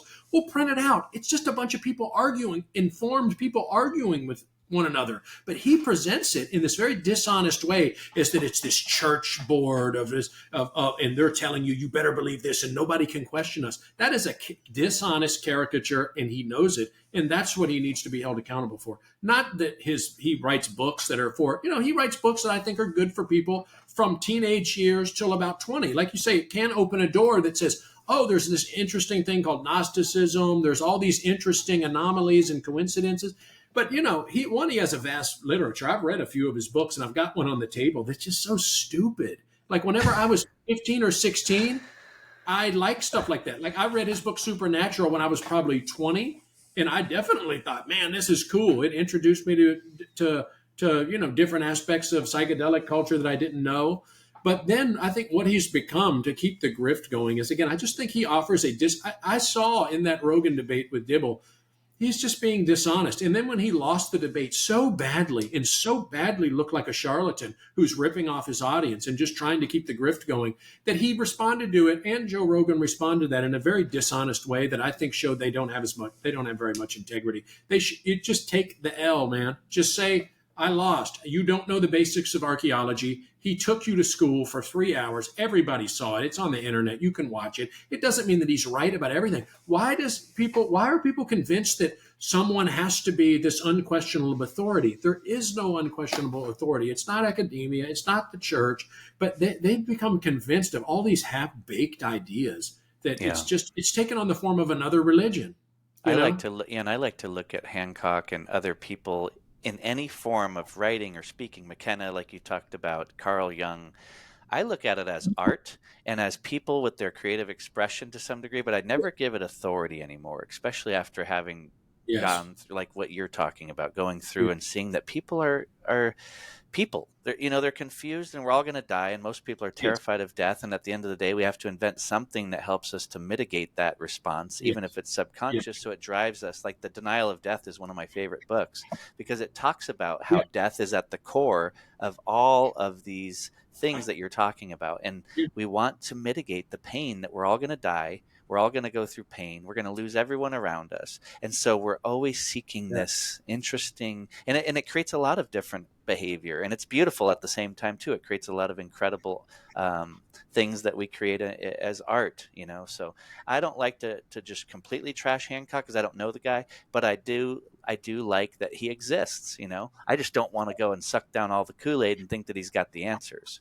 Yes, I agree with you. I'm glad you said that because I agree with you 100%. I think more annoying than one, I do think the way he responded to losing that debate was extremely dishonest. So that's all I'll say. But I don't want to. I don't think it's trash. I don't think it's trashing him. And I think he's a good guy. I think there's some good qualities to his work. But I think his reaction to losing that debate was dishonorable. I think he should have said, "Look, I lost, and could we just maybe work together?" I don't know. I think there would be some better way than to say, oh, well, actually there wasn't 13,000 ships that were sunk. There are 130,000. Who cares? For 3 hours, he took your ass to school and you look like a fool. Both of them look like fools. Just say we lost. Whenever it's bad sportsmanship. At the end of a game, it's like the basketball. People won't shake your hand. Look, walk by, shake their hand. Even if you lost, take it and walk away. But he didn't do that. So I don't want to trash him or anybody else, but it does ruffle your feathers whenever he has this troll army of morons that act like the most brainwashed Christians of anybody who questions the authority is somehow a psyop or a government agent. It's like, what the fuck? It's just, it's gotten very, the internet, I'll just say this, the internet is a very strange place. And it's a place where people are anonymous. There's all kind of people that you suspect are maybe kids that you're interacting. It's just weird. Yeah. It's the weirdest time to be alive for sure. And I'm lucky to be here. Like I like that I can talk to someone like you through a screen and then sort of ramp it out there to the world, and you never know who's going to listen, but you do get a lot of flack for it because you're never going to get everyone to agree or disagree. It's not about that. I just like learning and being curious, and I think humans are the weirdest thing on the planet, and the internet shows you that, and so it's fun to explore consciousness. Are pretty weird. Whales are pretty weird too. Dolphins are pretty, there's a lot of weird things. Did you see this? The New York Times had a article a couple of weeks ago. They were just talking about this whale that lives for, I wish I could think, or no, it was a shark, maybe a Greenland shark that lives for 400 years, around 400 years. And it was, it had pictures of them. And I was just thinking like, man, John C. Lilly was someone I was very interested in early on whenever I got into psychedelics. And he thought that whales had their own culture and folklore. And he thought, because he very much put a lot of stock in the idea of the size of the brain, because they have huge brain, the size of the brain correlated with intelligence, though he thought they were ultra intelligent. But John Lilly catches a lot of flack because he got out there, but his body of writings are some of the most interesting and useful in all of the psychedelic literature. I think I've read everything he wrote. I loved him too. So he's great, man. And he's such a trip. I love this video. Do you know that show, Jeffrey Mishlove show, Thinking Aloud? It sounds really familiar. He interviews all from, I guess, I don't know, either the late 70s, early 80s. Oh, yeah. I saw the interview with Lily sitting there with that weird coon hat on. With the coonskin cap on? Yeah. Man, he is a trip. That interview is an amazing, you got to turn on the subtitles because he's so hard to understand. Yeah. But that's a one Mishlove show is a great show. McKenna was on there real early on. Yeah. He interviews, and it's still going, is the amazing thing. He's still doing it. Damn, that's amazing. But the Lily appearance to me is the all-time greatest episode. And and I loved Buckminster Fuller too. He had an interview that someone did where it was called, I think it was titled Everything I Know, right at the end of his life, and he just goes and talks from the beginning of his theories all the way to the end. And it's like those old lectures of Carl Sagan and some of these old thinkers. I'm like, thank God we had tech like this to capture these ideas, because we basically didn't have any recorded knowledge of imagine if we could watch a YouTube video of actually seeing Jesus Christ or one of these people like Marcus Aurelius. We could get a better interpretation of how they actually think and who they were. It would very much change reality because, it's just such a demystifying thing. Just think of musicians that there's no verse that we have video of versus the ones that we don't have video of, like Robert Johnson or something. It's just that mystery is extremely powerful because it allows your imagination to fill in the gaps, which is a good thing. Yeah. I think. Yeah. As curious as we are. Yeah. Well, it's been fun chatting with you today. I know we covered a lot of ground, and it's just been sort of a good overall interesting way to understand more about how you think. Because when I first listened to you, I was like, I don't know how well read this guy is on psychedelics. And then I go into your work, and I'm like, well, you've actually done a lot of research. So I highly recommend people go and read your stuff, which I'll link to in the show notes. But thank you. At the end of the day, I like to ask people, if you were going to die today, what would you want to share with the world? Oh my God. If I say it one more time. If you were going to die today, what would you want to say to the world? This was all you could say. Oh, I don't know if I have anything that profound to tell people. If I was going to die today, what would I want to share with the world? Well, I guess there's a book that I love called Life is a Miracle by Wendell Berry. And I think that it's a book that's an argument against E.O. Wilson. But I think the title, he has his book titles, Wendell's, are so profound. One's called What Are People For? One's called Our Only World. Everybody should go out and read them. So that leaves me with two things. I'll answer your question this way. One, out of all the American literature that I've read, go out and read, if you want to have some sense of a way of thinking out of this toxic environment we live in, read the work of Wendell Berry. That's number one. Two would be Life Really is a Miracle. It's totally mysterious, and be skeptical of people who claim to reduce the mystery, whether that's scientists, whether that's people selling books, whether that's religious gurus, Joel Osteen. Oh, I'm in contact with the guy on the other side. I know what's going to happen on the other side. Whether it's science, whether it's religion, be skeptical of that. As Wendell has said, there is a mystery surrounding our lives that's probably not reducible by very much. I love that, man. I've never read Wendell Berry. You should.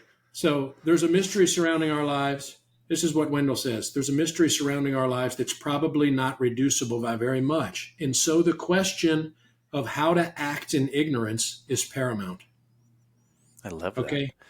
What do we do in a state of ignorance? Here's what we don't do. We don't think, we be very skeptical of any large scale plans, of anybody who wants a global mind change, of anybody who thinks they're going to make any change in a large populations of people. Large scale ideas often have large scale bad results. So we need to always think about unintended consequences. The films of Adam Curtis I like to give people practical things they could do. The films of Adam Curtis show how large scale ideas, whether it's the Soviets or the Nazis or the public relations industry in the United States and Century of the Self, they show the unintended consequences of. Adam Curtis's films are very good at showing the unintended consequences of big ideas. So watch his movies, read the works of Wendell Berry. If you're going to use psychedelics, be very careful and try to inform yourself as much as possible. And I think the things that you said here today were incredibly insightful. There were 3 moments to where I thought you just really hit the nail on the head. So also watch this podcast. I love it, man. Those are good nuggets because I actually haven't read Wendell Berry, and I think that film, what's his name? I'll go back and listen. Yeah, I don't know if I've watched his film, so I've got my own homework, which I always love. That's my favorite part of doing this podcast, and both sound right up the alley of how I like to think, because I think that's our biggest problem is that we get so into thinking we need to reduce things down instead of blow it out. I think that the mystery is the beautiful thing, and that's where the answer is it keeps you humble, and it makes you more willing to walk around and go, I just don't know much about anything, and maybe I should be more humble. So I appreciate those words. Yeah, man. Yeah, it's been great talking with you. Yeah, you too. Really fun. I appreciate your time. Thank you for listening to the episode. Be sure to subscribe to the show on Spotify, YouTube, and iTunes, and rate the show. I hope you enjoyed the episode. What we call reality is in fact nothing more than a culturally sanctioned and linguistically reinforced hallucination.